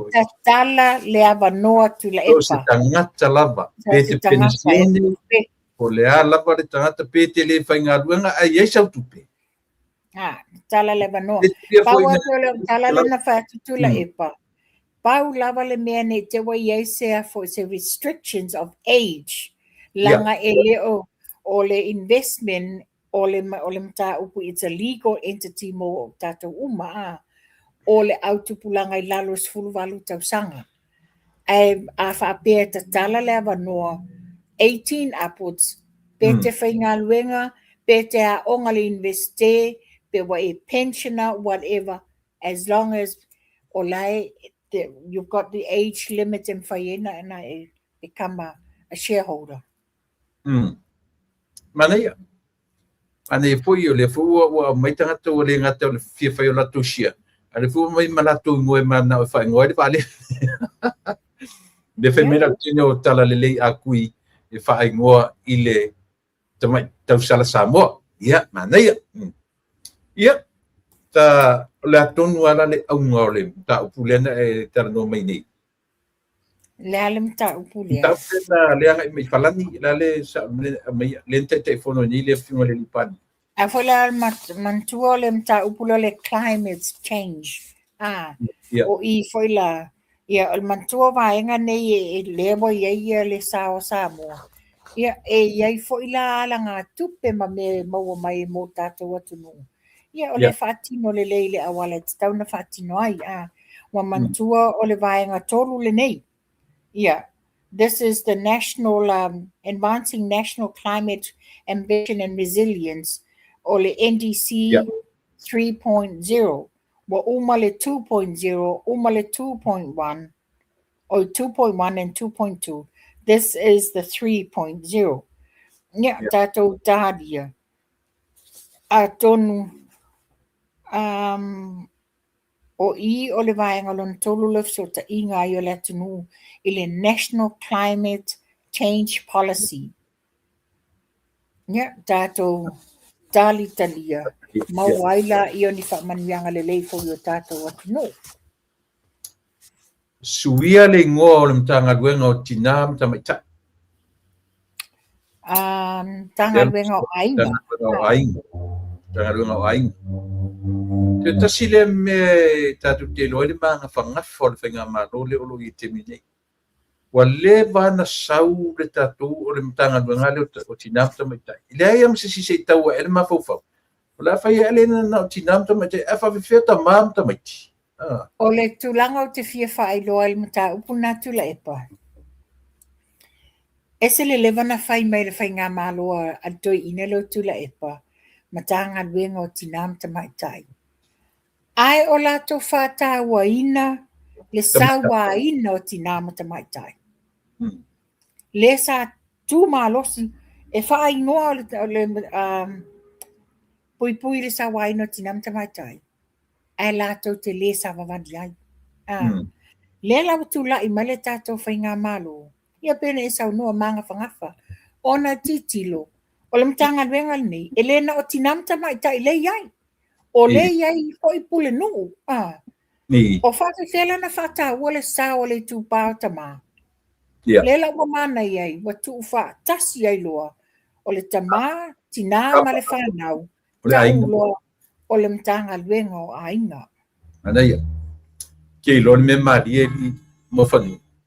Na na ta fa ia tu ai swing o le ngoe vai le mai e ngoa tangata i o mai. Na fanua o tama o semu no alo fa me fa ngoa i le fast aways. Eu fai mai tangata i fa ngoa i ana fanua i oi. Ia na ia tatu lava ai le fa pena fa ia. E moni ai i sau noanga i e mantua foi. O te tatonu lava e fai e le fionga le li pale mia marka peneta le miotonu. Walanga ele o se va alele a se va inga fa upu fai. Ele o se va alele a se va inga fa upu fai. So we're gonna rule out le fa ingoina i le fast.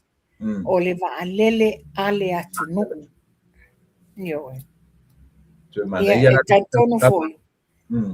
A foi pela fala foi e foi levar en ale fionga le li pale mi marka peneta au te tatonu foi e te tala mai foi leva no ale fionga le li pale mi ele atu so la to foi sao ia o ina e fitutuna ia la to ia ma welto fa le fionga le li pale mi marka peneta i se ngoa ina ia fa ngofie mo le atu ia te sila pia foi once I fail share e pelo right pa twice out te foi ia pena it's your input input e ave lau oe lau sao o se ingoe te mana oai ia a mantua at the end of the day ia e soa lau pule lato i le mea e mauaile fa fingo fie le fingo le mata upu o vanga tupe ta se lau wafe ma le lua se lau wafe lea ua au mai toi whaasoro muli tu whatufanga o tupe ia. Mō whaala potpotonga tu maoti. Ma nei ala le whaalau te reina o ta upu lea. Ona e iaisi whaala potpotonga. Whaato a create nei a po le lua tau sanga taruai. E pi o lea o le whaftai ma nei e Polynesian Airways. Ia, na, ma nei. Au le tūlanga foi lele o le na whamala malama na po e le fionga le li pale mia. E le mwhaina tusa manai whalaputonga, ua tai fast food au sanga o le mana well established. Ia, a lela tu whatua ni, lela utoe whasoro muli ia le whatino ino tu whanga tupe ia. A si tu e wawai tutoa. O ai le whalaputonga, ua lewa le tautua, ma ua o ngā ia Samoa. Ua iainia la tu ngā luenga le ua whai, ua ngā ioe. Pe o leo tu whasoro muli ei, ia tupe le se lau afe, ma le ua se lau afe. Moni o tala feunga, tala feunga ai, because e ai isi whalapotonga o le whatoa le stala. Po o nisi fo i lena na whatulai whalapotonga ai le o iai ni legal representation po ni awala sa whamaoni ai le. Ia, e le tala feunga ai la le maua la tauna o whamani ia. Ai ta tauna ave la tau wa afu tautua. Manai. Te loa o whesi umi o tala no ina le malanga le tutuila. Ai manai si whasi mere na pa i eira whiunga le li pāle mia. Ina i wha malama i tule e pama i lato. Le ngā leu whesi lingia pe ai se ana o aitanga to le fast. Ai sira fia fo i o le fast nin tau lato malanga i whaia le pāro tai o tutuila. E wha uma i le a foi, le roadshow. Pe tai ua pe o tau wha mata ua tu fo i le mea o le a foi le ngō le mea. Le shutdown o le a. O le wha mai e bulan meren le wha mai le pita o so mai le mwhailona mai tutu. Tanky fever. Le tanky fever. ona ua maua fafatala o le taimia e mai e tutuila shut down no male le ala na leo en malanga le ala fa matala le na po ele fionga i li pandemia le nga do fesilingia o le malanga le fast le ai o le malanga le malu ai na watu fa tau fa tasi tuai to tongi a tangata lana pasise to e sao mea matangata i sao ngā mea o le fa ausori na isi fa utala i le manino malama Afana manino mai ala amatanga.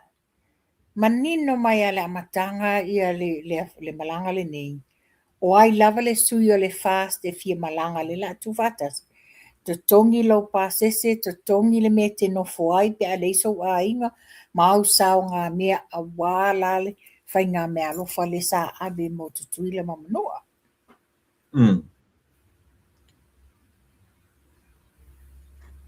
Yeah,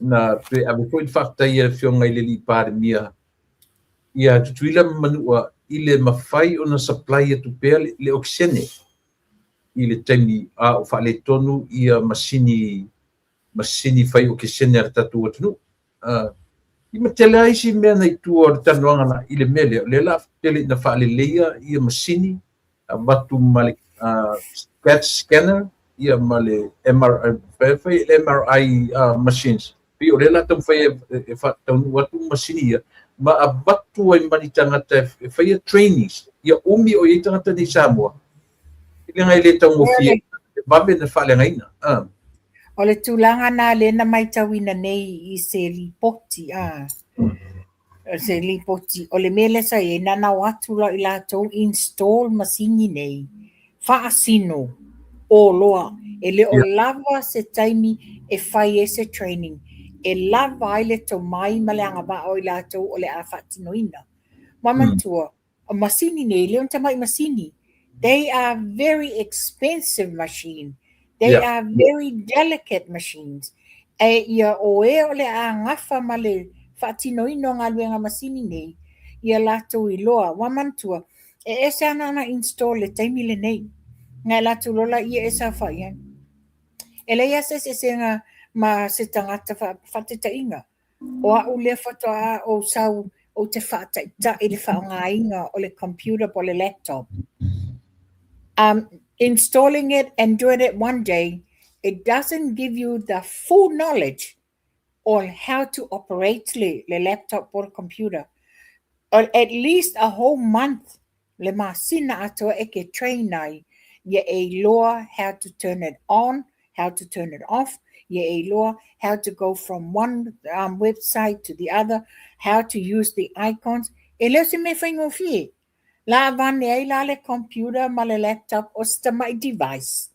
A o masini nei, e te tele masini nei, e tau lava na lava le to mai, lava le anga va ai lato. Le e te tau na lu, at least up to 2 or 3 months the training. Wa al me tonu na le lo tu poi nga ngawa, ona o lea, wa ngau, ona le o lava malama tangata le nei of how to operate it to a full capacity fa ngā le functionality o nei masini te tele.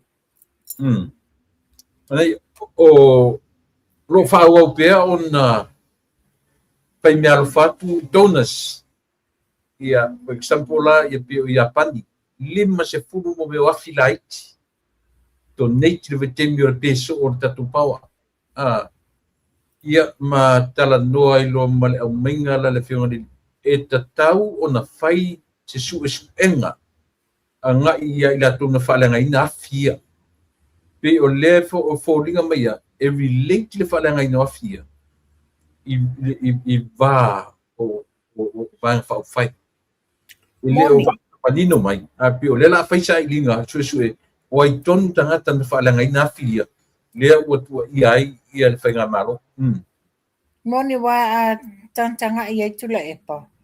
O le lifespan o masini nei o awhia na watu. E le i tai o na ausia le lifespan a lu whalenga ina.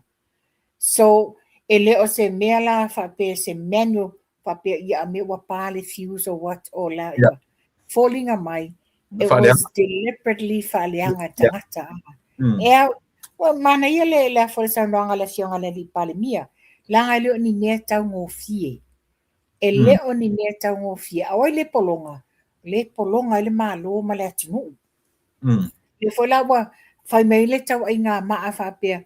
Awale a maia tala whawhile mua le mea e puni ele le whawhitau li wale se tupe le IPC. Na sau no manino le fionga le li palemia. Leo le lea i se tupe. O le ale me le tupu i te tonu i le mafuai.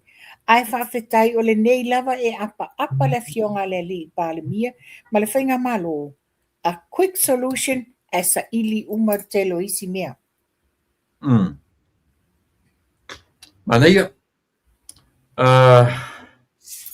o le isi tūlanga ia o lea ua sau no foi le fionga le li palemia i le tāua o le tutu whaatasi o ekalesia le malo ia ia mawhai o na whausia whaatasi ia se whainga malo.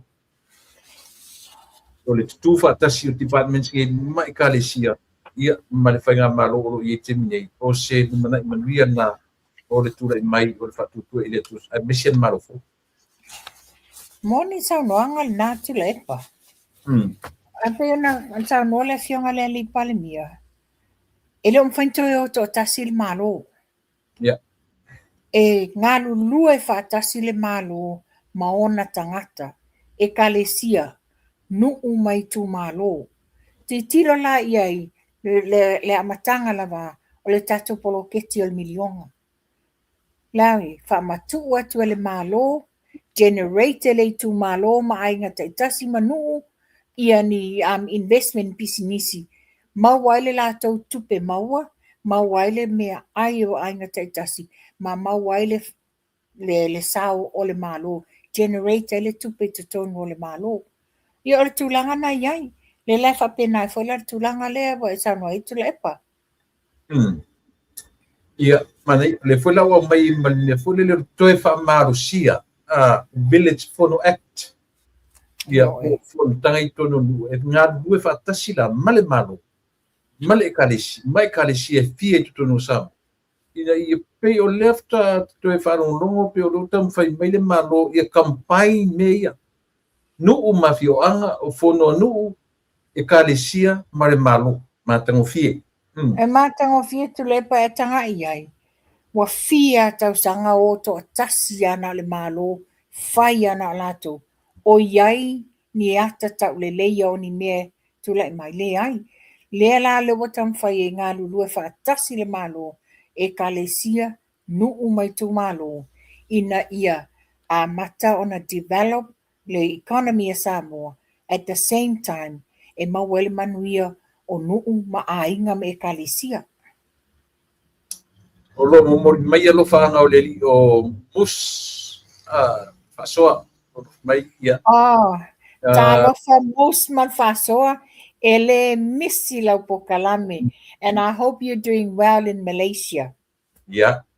Alo ai longa o break machine masalo ele o iloa for mai ma nurse operate le CT scanner ai le fa pia o break wa yo how can anyone break a CT scan ye pio tasia ma fofonga o tatu tu lopo le ya machine ai le o lava mas there for le o lava ia le mana malama o tatu tangata how to operate those machines so Moni ai tu le pa wa ai la ia wa sa fa ngai na fo ya u tele fo yo tini fo so suenga fa so fo maloloina.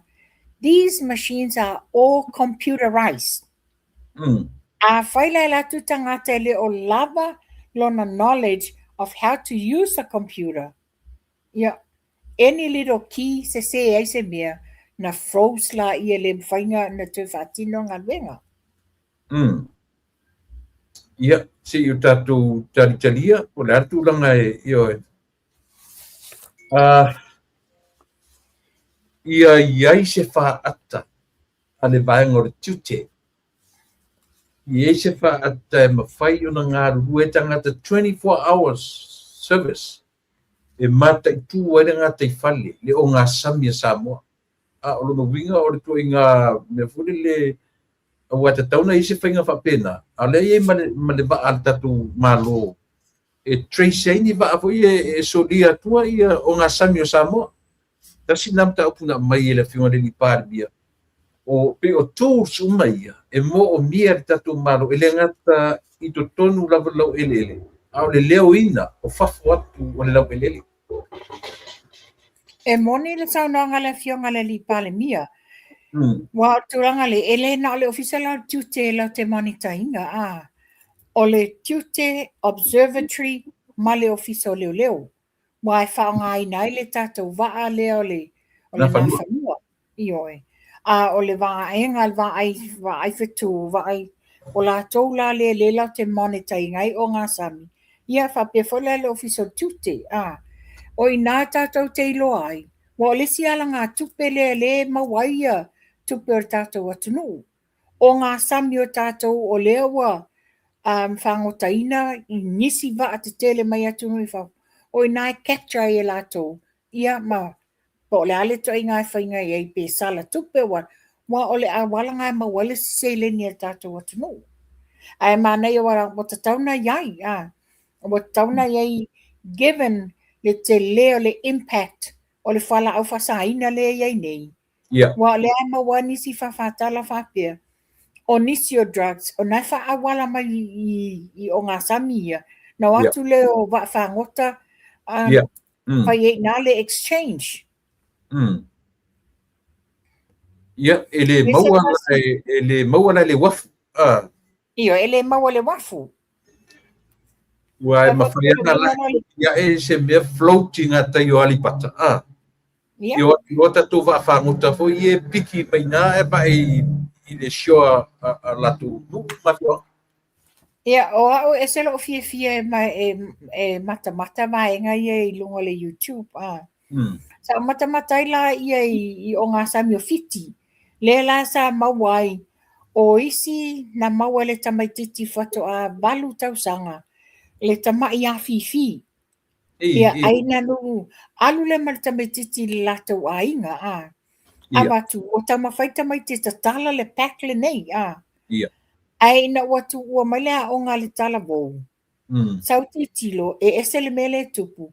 Ai ai sesi o le ainga e whainga nuenga i le ofisa o tute. Le lana ave e maua ai it's drugs. A o mea o le float mai le sami. To e maua fo i se tasi o tangata le marina a fiti. Na alwe whangota. Ai atu fo i maua ia paso lava le nei. It's well wrapped up, all my plastic covered with foil and everything. Mi fo i le la sa whai loso e su e ngā ale a fo i. A malo fiti. Mai loa ai. Maua i se neti. Maua se neti to titi maua le 5 o packs umanei e ova le 1 miliona. Le tupe, le value o le neti le nei, le iai umo te tonu te leo packs nei. O toi ngā mela na iai, wa o le lau malu ia mai tala, o le iai va te tele ia o mai drop me ngā taifale, no atu leo va whangota ia le au saina, o atu la ia la o mai ia si ala tau menti lea.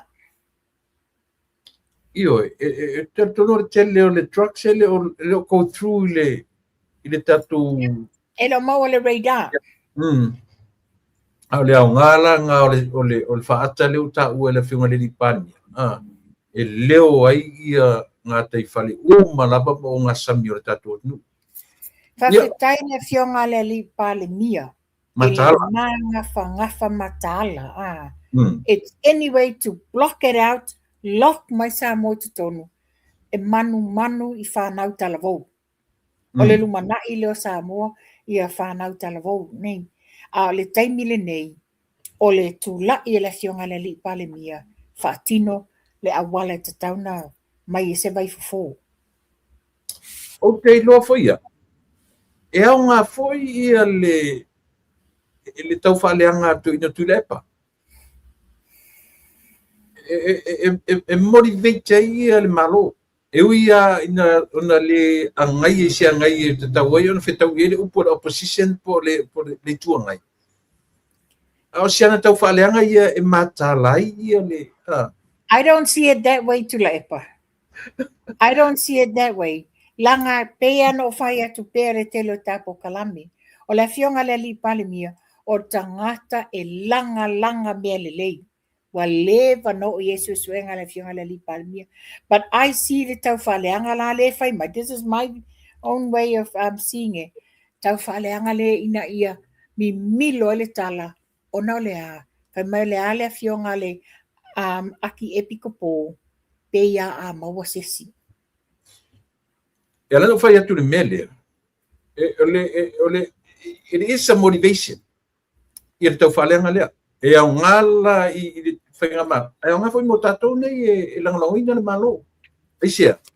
Langa e fiu la le to ina whai an tau whaaleanga. A le lapata tu ke vane manea na tau whaaleanga i ma whalongolongo mai e le malo. Ia, mau e fo e le malo nisi ai kia fo le mo le fausio. Ai o te tatonu au ia. It's a good motivation. Mo tangata uma. Io, nala e fiu ala whai tau whaaleanga. Lese me mawai. E alo lua tau whaaleanga nasi. Io. E alwatu ana tau whaaleanga wasautia. Wasautia, whatever it's an extra mile before him ia le fionga le li pale mia malana ka peneta. Yeah, tau o mai le vaenga leo stakeholders address gaps in the disaster response recovery action plan.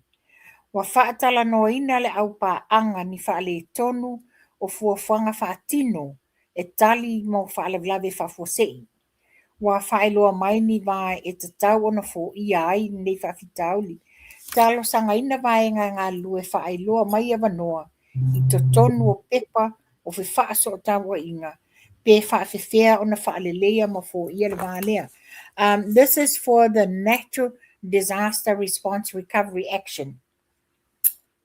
Ele taimile le lua fesfulu valu o I lua fesfulu valu taimi tonu ale sela lena mato wo ye avele tato lena avele tato for humanitarian program I Samoa mantua mato atu o le yaila le disaster response recovery action there group le sa tu ulai lunga mele sa ele official le post office yeah tato atu ina ele o longa na mautu ia ni afu I fufuanga e fai ese recovery action plan whaalava mai whapele si tu kesi pe tasi lua tolu ai ta vai atunga o whala e mamoe ai le si vaenga I laloi o whaamalu but o le whapea mai te tau o le avanoa lea e whaai loa e au fiai whisota inga ia tutusa ma le tuai ona tawhi atu whamtalanga I le atunu ia which is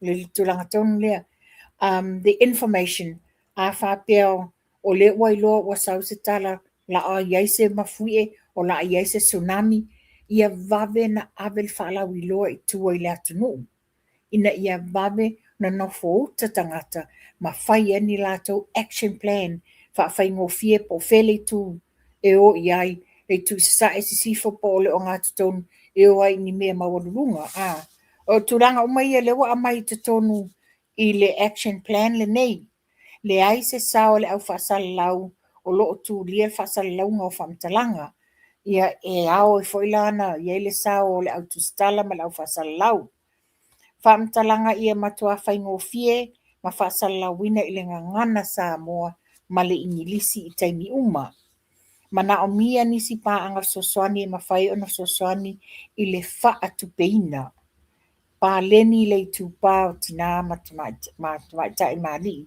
Awanoa mafsota inga matangata umai au fiai tangata iei na mana onga whaapitoa. Ia o tusa o tulanga ia mana ia le tulanga le wa mai na ia whaafai ngofia ina whaia ia se reaction na recovery plan mo tato malo ai o na tupu mai ese whaafitau li le taimi. Manea o por kalame ese ia le malo ma le latu o lo fautu ngai ele ngato au fai au ngaru due ia fa pena fo ile pt au tu stala Io, au tu stala au fai pisinisi lato uma. Aftai ko ile le fanga malo le matala ia ile tau o mata uma ia e si ta Wa mta upule atu la epa. I Sele mana io le fama ite le al fanga malo. You don't have to wait until an emergency happens.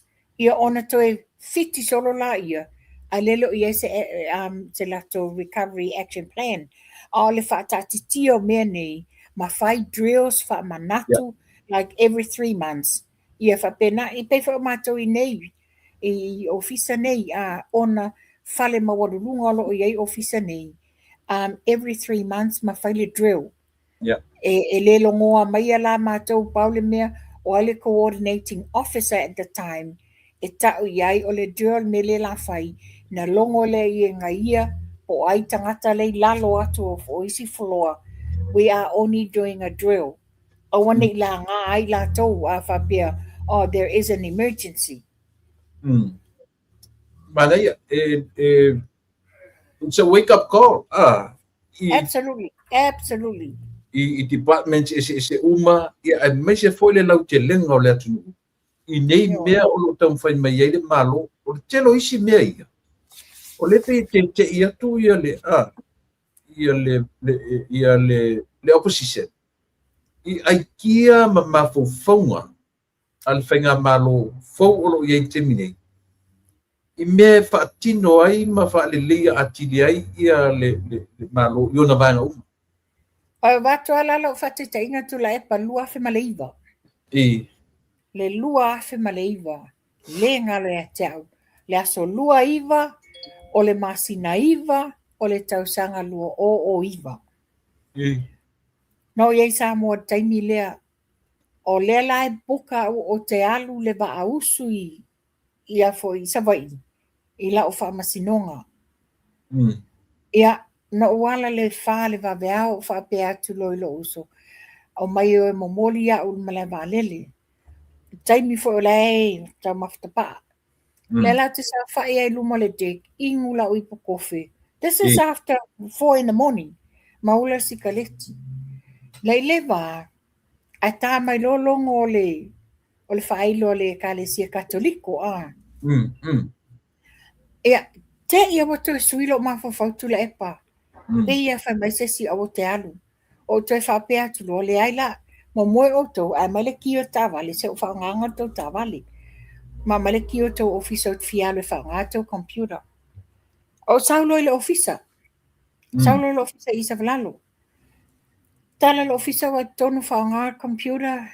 Ia, o maloka le ofisa. O sa vali, o le ofisa la, so amal market I sa valalo.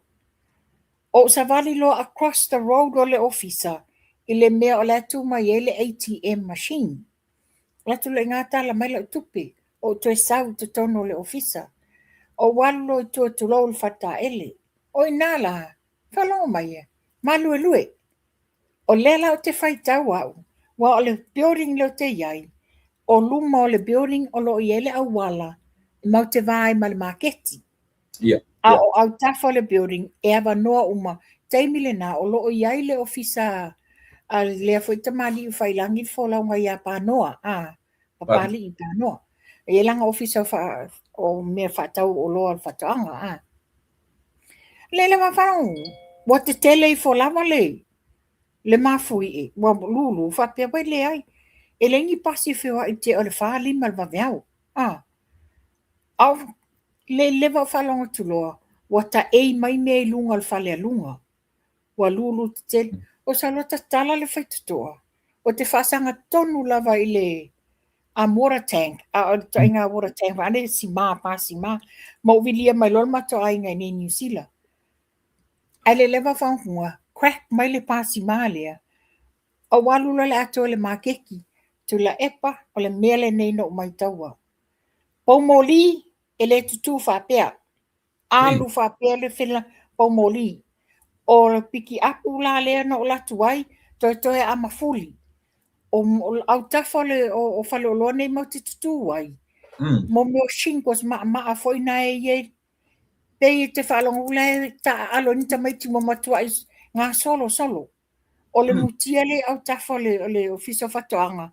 E ngalu whapele alo le mutia. O le maketi it's a bad experience. I went through trauma at the time. O le maketi nei le mau te tutu ai. Wa fe le mamalu le atunu. Ia e pau le me te whalongo atu.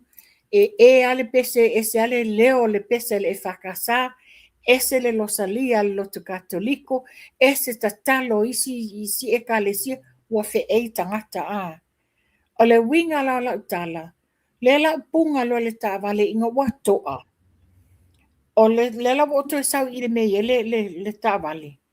O le feta nisi naitina Filipino e totolu. E whaile lato whale sui au i lalo la lea. Feta nisi mwhapea mai. Oh my goodness, we are scared. There's gonna be a tsunami. Oh, I don't think so. La wa tala lea. A feta nisi tina nei. Mai whapea le malosi o le mafui i Indonesia at the time. Lea sawa i male tsunami. Le whatoa na whaile tala tinane o ta soosi kaleti i le panic. E mata whalonga tuloa. Ua fe mai ta amale leo.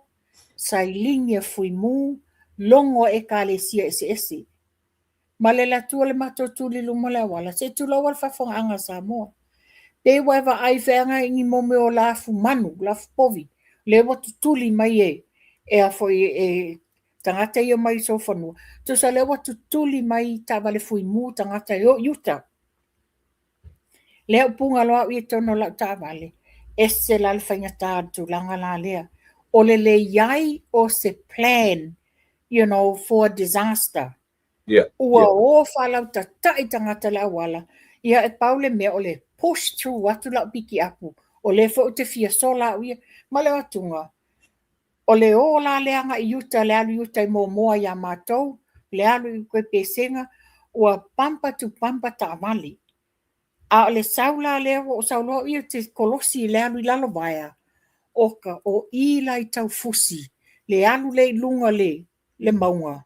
O i nāna matua i te le ele whale tonu i tangata panic. Wa le ilo tangata po feo anga iai. Le iai se taimi whapea pe whato atasi lua ni drill sa whai le atunu. A wā taimi whape nei. Le whala na umai le taimi lea. A mai ai loa le o lava le taimi. E tā pena le atunu o a nisi a wala. Ia ai mana ia la lewa a mai lewa tala noa ina le whainga malo. Se recovery action plan pe a whai o mai tūlanga o ni mta upu whapea. Mana tasiri na me leka i tatu le tele o le whainga o drills yei, orientations, mo trainings. Tasiri na me leka i tatu na mai a lack of training. Me se foi lapi o masini e matu whanga fo mai. E whan mai. Ia tuna e iei me tā ua le au mai H.J. Peterson.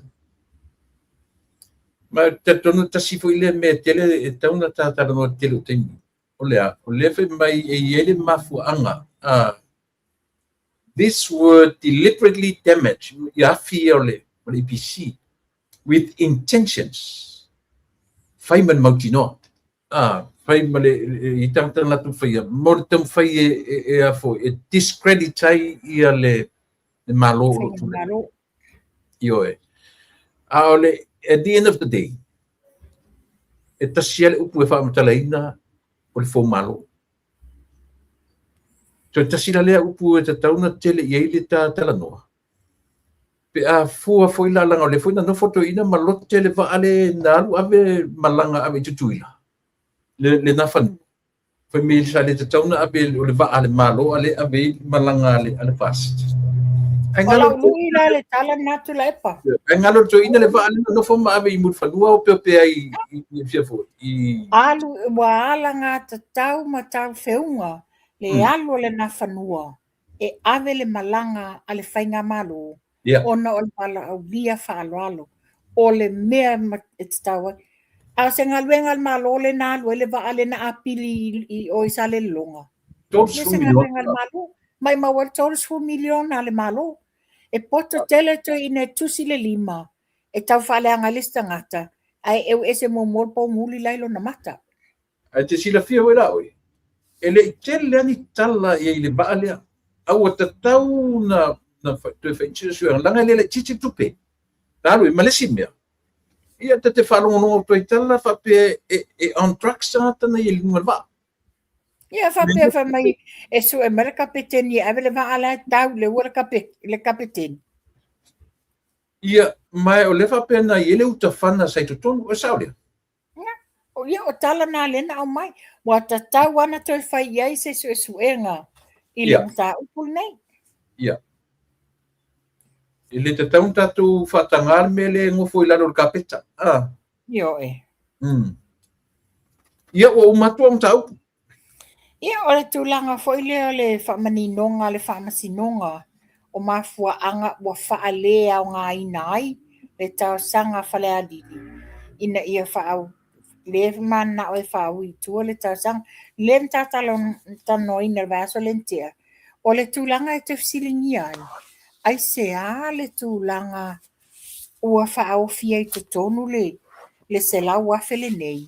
Ai leo se vaenga o se whaato sina i le tangi, le luai tangi a le ia o whai lo tala le ato ina oina i aita ua la bea a pe o se langona le nā ia o le wate ia watu i te tonu le moli mau lea ai e le o se tūlanga whaapea a me o se tangi whaasanga na iei le luai tangi Oi, e te lora o e mawhanu. Whaafetaia o e tue tara moi. Na message mai tangata ia tia ua na pō. Le ia tia ua le message. Whapea whaingo le message. Tu le epa. Te mana e whairoa tia tu e wha umana mata no mat whartua o vuisione. Ia. O le whai met whartua. E matua i se le tala ua tua ia na ia. Ele e ai se taimi nā rue ave se fitu se furu wafe i tangata ia ua ta ua whamsion. Le ia te ala le wingo tala le tula e paua ula fau e sau noa. Ei. Tua ia e loa le tala pepelo faita tala o namulau ulu. Lea. O ia le na fai o tala. Ke musu e tau ringa o tangata. A lea ngā whai mai o lona tausonga. O lona tausonga at whartua o vui sione. Lea la ua fisota i mai o umana la tala noa. Ana nafi. E tau tino mai whartua o vui sione. Ni loko whi me sa ua tala le. A lea la leo ta ua mea ia. I sua suenga ia ua ave lo i siri. Ia le mana ia foi la. Mana ia foi la ai fai la se a foi. Se affidavit. Ale fale tua lea. Whapipi ila ia i moli mau. E lango ina ia le fionga le sui pale mia. E le whapea le ao mai e langa me leanga. Ai whaalafi. Ta tauna mo lia ai. Wa tau mai nale whai tala na mula ulu. Io whengi me ngā taua me lea ngata ilo i. Io e. E te tauna sua e nā po ai pa fine le nā lata marfiku se funu. Ia wā le ne manina le lato o maina. O le fale tua o vui sione. Na o mai lava le ngō lea Io e. Na mai lava le ngō o le fale tua o vui sione. E mana e foi. O te uma o vui sione e na e a foi. E min sta lango. Leo. Leo. Ia sa ilia e ai. O nga ele longo mali e le tau leanga ina ma tua ina. O e popoto tele o mai e fasino e tusi lima i a lato tua inga. Ai manatu e o lato la le iloa e neita mali i tali i lato tua inga se i o whaianga i a lato. Yeah, e se tasi o le wa message mai nei e te ua tatangi whaafie lau telefoni. Pai mai whamole mo whanua. E mwhaina whaelo atu lana ia preference leo o le ngō le tātou wa lele whape o le Beautiful Samoa Airways. Ia malo, mana ia foi le ngō wa au mai. A pe ona ma whaso atu. E moni ma te abatua. At the end of the day, o le filinga a le afionga le li pale mia ma le kapeneta. Ia, fiora, o I luma o kani ngoa I o mai. A whautuanga le tatu atu. Whai mo sau share. Oh, yes. Me ke o makere ka kuta mai o le ingo. Ai le se share ka ko whai. Ia, pe o le pe le ta upu munuri ale te anga I wha mo le from my side. Nea so fina ngalo ai I le upu lea. Fo malo. Pa whena no fo wha matala mai le rua orua tasi ina ua tura I mai le fast. E o merela uma le wani uma no fo inga momu e mo ia rufe su ia I en mal. Tau sanga tu e tapena ai e tau tu ai I en fast momu. E lima tau sanga. E lele uma lele lima tau sanga. Na la vasa uava ai e upu lea. Walona wha mai. Wa lema da tau na wha isi su. Tula epa. O le upuni o le whau malo. E le whangata na whamatalaina. Mo meo whau leanga. O e o lo o tam whai e whau leanga. Na ia whaato I laloina le whainga malo. Ai se ala le na mafua winga ne o whau leanga. O tangata o lo o tam whai ni a wala ta lepe le whainga malo. Ona o lo o iai ni a mio pipio meo corruption o lo o tau mawhai lato e puni. Aua ne I whapupula mai el malo I le atunu. Yeah. Mana ia. Tulanga iai. Wa ana whapeo ni tangata pe wa lewa na tatalo le afionga le li pale mia. I le taimina whai le whatau tonga. I le taimina wa amata ni tau mawhai I tu whatasia mtanga luenga le malo. O taimi o press conference ma au mai ele tu walalo. I le fionga a le tai le tuangai. Le sa malo tausi. O mai e ngā lulu e whau whatasi le whai ngā malo. Le whai na whai le whai ngā lotu tele sa moa. O la me, wa peo le tala noa le tua le pato. They just don't acknowledge inana ata mali o tula epa ai tui patua. Peo whanau whai atu, to inane o tula epa o lewa nola. Malo si talpelo. Ioe, ai ua te tau foi. Ua te tau roa foi I le whainga malo temine. O na whai roa se whainga I le fo malo. Ioe. Mantuana sa noa le fionga le li pale mia. O lea lava e wha a putu. And I know for a fact, moni le wha a putu. E tapena le mū lava le fionga le li pale mia. E le ngā o ia, e le wha a pētus tusilima. Tapena maalie, ma tsa ili uma, mea ina ia wha maonia.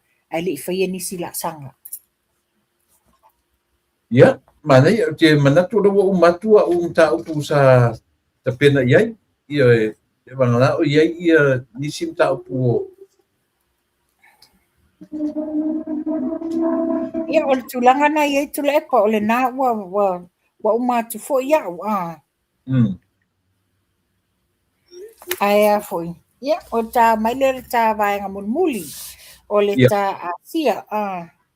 Ia, o le peo le tulanga le iai le tātou vai masani. Ia, le taimile nei o le tāti tala noa tula epa. Le watu message mai nisi o le mamalo le atunu.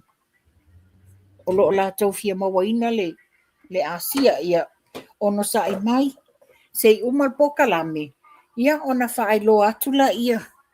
No wala au atula ia. Ia, mamawaila ia o le tātou vaile nei. Again to e watu, toru se lau tā la 5 susene I le pusa, e whao na whangu la popoa, ia o nisi o lo mana o mia le tātou Renew 28, ia o le telefoni le nā wai luma o lua tasi, lua I walua to luono o tasi, wala au mai o lewa maua le tātou jau. Mahalo. Mana ia te lo o le tau foi na o I pawale mo le se single currency o le tau atasi. O le tau ia ma le manatu atu fo le mamalo le atunu, wha mole.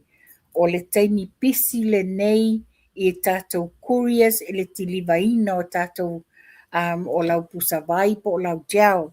O no sai a le tau nuu atu lau o le tulanga ia e 5 i le fitu aso e ki liva i lau pusavai. Ai whawhetai le pūlenga o whapupu i le tolu aso. A whaila wa le to e tau nuu atu lau vai i le tolu aso na e sila fia lea.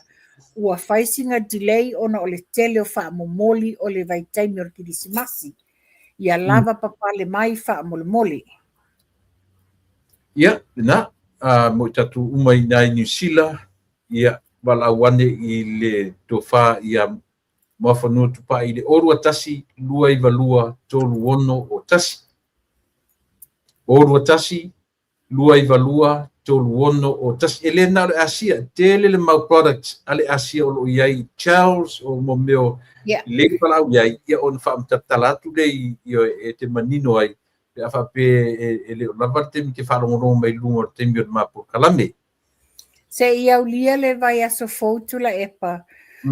Ona o tu fatasi atu la ia o le ata ma product ese le asia.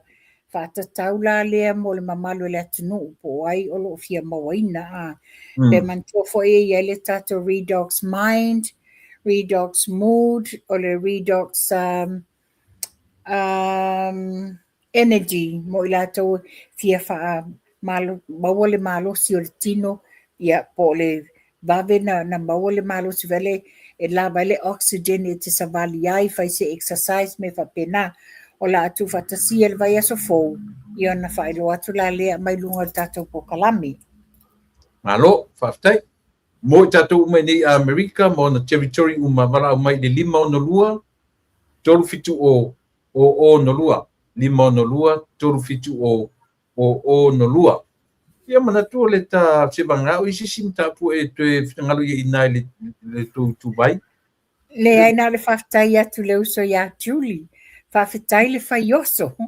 Le sata la noa po e mau mai se sotanga e sota inga ia Julie. Ai whato awala au mai le uso whato atau nuu mai Samoa. Ia na mailana na whea isi o pausisi. I le whaoso na Samoa le uso ia Julie. Ana whapela e ona e sahu. Ia e mangwe e ke laki. O ka disappointed lava sorry. Why, you know, pe no fai atu. E le tu kufua mea tu lepa. E le tu kufua mea. E se foi le taimi ma le awala le atua. Wala inga le mawale le visa taimi nei. There are always a good reasons. But e tu mau pela u fa se price. E le va pe ke o so tu nga tonu tausanga po de Well, you never know. We'll see who's going to be the first one at Breakless Price. Ia o ala ni meo faus. Che sele. Mawala lu au, mawamaya u itu talo o masipopo o keke saina o lea foi le o valu lea foi le fai ai valu. O vatu tiuri pe o kau maua sanga mea mama inga o le toi fia kini Amerika a.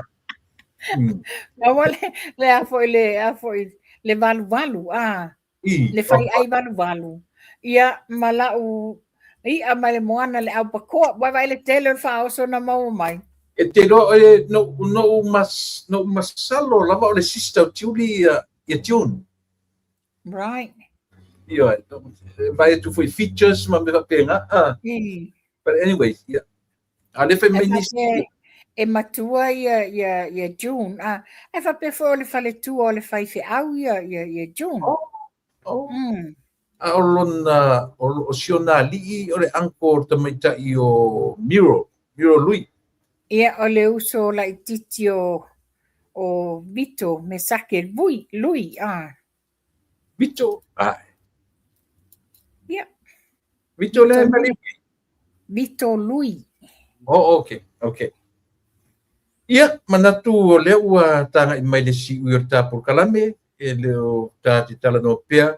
Ia, ai matuia ni ia vanoa e te whatu whamai. Ia, na e malanga le au wha umata por kalame, man whanot. E o ma whaile lua sala ma leota. sei uma tatou tala noa i tua. Whai le lua sala ma le ota le lua po kalame le mai asalente nei. Anyway, ia, whaftai sa moe lau whafonga anga i le au nanga le nei aso. Ia, tai au le sa pati a mātou. Ia, alo atu foila ia le aso tai au. Ia, whamawai atu fo i nisi o tau ainga. O sa mātou whatasi ai talu i le maliu mantua fo i le na batu le whamaisenga i le maliu le foma ia malepe ai. Ia, le la tu fo il to fine ia fa pe fo to ngani. Ia manisi fo o tau ainga sa maliu mai ele fa mo o le foma ia a mai se foi. Va tu foi le greetings fo ni fa manianga fo i le fainga malanga le fionga le minsta lango to taliu fo ia i sa moa tai au. Le fionga ia ai lupo Tony ma le fatua ia silafanga. Ia, sa moa lau whafonga anga o la foi singana ia o le tatonu lava o tātou, wa tātou whale tasi lava i whanau o le tua. Ia, mau e tātou loto maulalo ma loto whamangalo. Tātou to e tala noa le vai aso fau, pea mau le ola mal malosi. Ia, tula epa? Ia, alo, not only a surprise, o lau sara pea e taunu mai, Ia, wale lei. Alo fatila ia. Pai. Ia, o le na, o le fai fo le ma tua fai pia. Ia, ma tua fine fo ia mo fanua tupa i machera. Yo e tau fai lava i longo pui ia lau tu fita fa fonga. Ina ia mawhai o no tatu no nofo ma le loa. No nofo ma le mauti noa. Ia awane i ta alo i la tau o lo i lunga ma le manatua. Pongi sa tato. E ai e leo tara masani ale lo matua fa tau ula le vale umfana. Yo e au fo i ona manino tato fo i pito la au. Le anga o tato. O le atunu o lo palo taina i la tau. Yo i lunga i le whailana palo tatu tato. Ia e o lama i le sitama. Yo tau nao e a fo i. Fai me manuia a finau fo. Finau i me awar finau awar ta alo tino. Awar tam fai create me discredit tai ia le fo watu la i mai va ia malo. Yo tam fai langa mai ni mata upu. Ia mafai ona tala no fa tas ia mole fa le linga oni mata o wale tina o samo. Ai esele mena esele mele mai tam fai create tala se ina ia fale anga nai ila to ua fai mata ita i o le malu o ai fai ai o tato o le audience o la to o main characters o le ata we are the audience o tato le fai mai ai ala to wanga o lo no winga le si vanga o le tala o le audience la le fai mai ai ala to wata nei ina itam fai po o ai la tu te manu malo ina le audience o le fai te tenga la le nasa moa io ia ata tu tara no so fo i le hitapipi ma le tuangai ma la tu fo i tifinga i tam fai ina pe ia le tangata taua na pe ia le tangata wa mawa elo la tu silafia ma la tu do i tatu tara no so ia io pe mana ia na le mata nuanga tele o temi o mata utara no ina ia pe te le varieties o ta se uma da mata la no atoi ni yaso na tu wala valea ta tu mo la fa fo anga ile ni yaso ta tu filo itai o le stona na tu la malolo yaso sa uma la mata fa pena yo si ivanga na yani mata we ono ai tai au o so mulio le neiba yaso ta tu filo ile yaso fua fa o wai le tua ale si fonga le tai fo mani tele la fonga le pa le mia tai ta yo le tunu tai ta yo ka le si tai ta yo ainga nu ma fio anga ia mani tele le weekend man we tele le tapenatu ia mo le o atu le kirisimasi ma le tausaga fou e alu ale nei aso faamanuia o te manatua ai le silo o matua le sa matou lolotu ia soi io silo matua o le matua foi e tau iai na matua ai o le ngalo matua talo fai io e pira o tala no ai tanga tala matua o rotu o silo matua e fa pe io e ke lisi masia so uma matau sanga fo io o lo oso tu ai ton o ia tau melo matua fa kisi o fa songi fo le fa manuia i pira o fai ma anganga matua o rotu io e na tartu le siteni fa ruana e o so tu o so melo matua fa rua foi na no fa songi io talo fai ia ua maliu silo matua fai langi le folo na pia o fai ma anganga le matua o rotu misol lo matua le ali fa manuia krisimasi o ia februari o mati a pelila ale ngia fa manuia krisimasi ia ona manuia tele krisimasi ma tu sanga fo tatu te filo e la so ataia pe a pule lo fa manga le leile tua i lo so fu ma ola ia tatu tonu manuia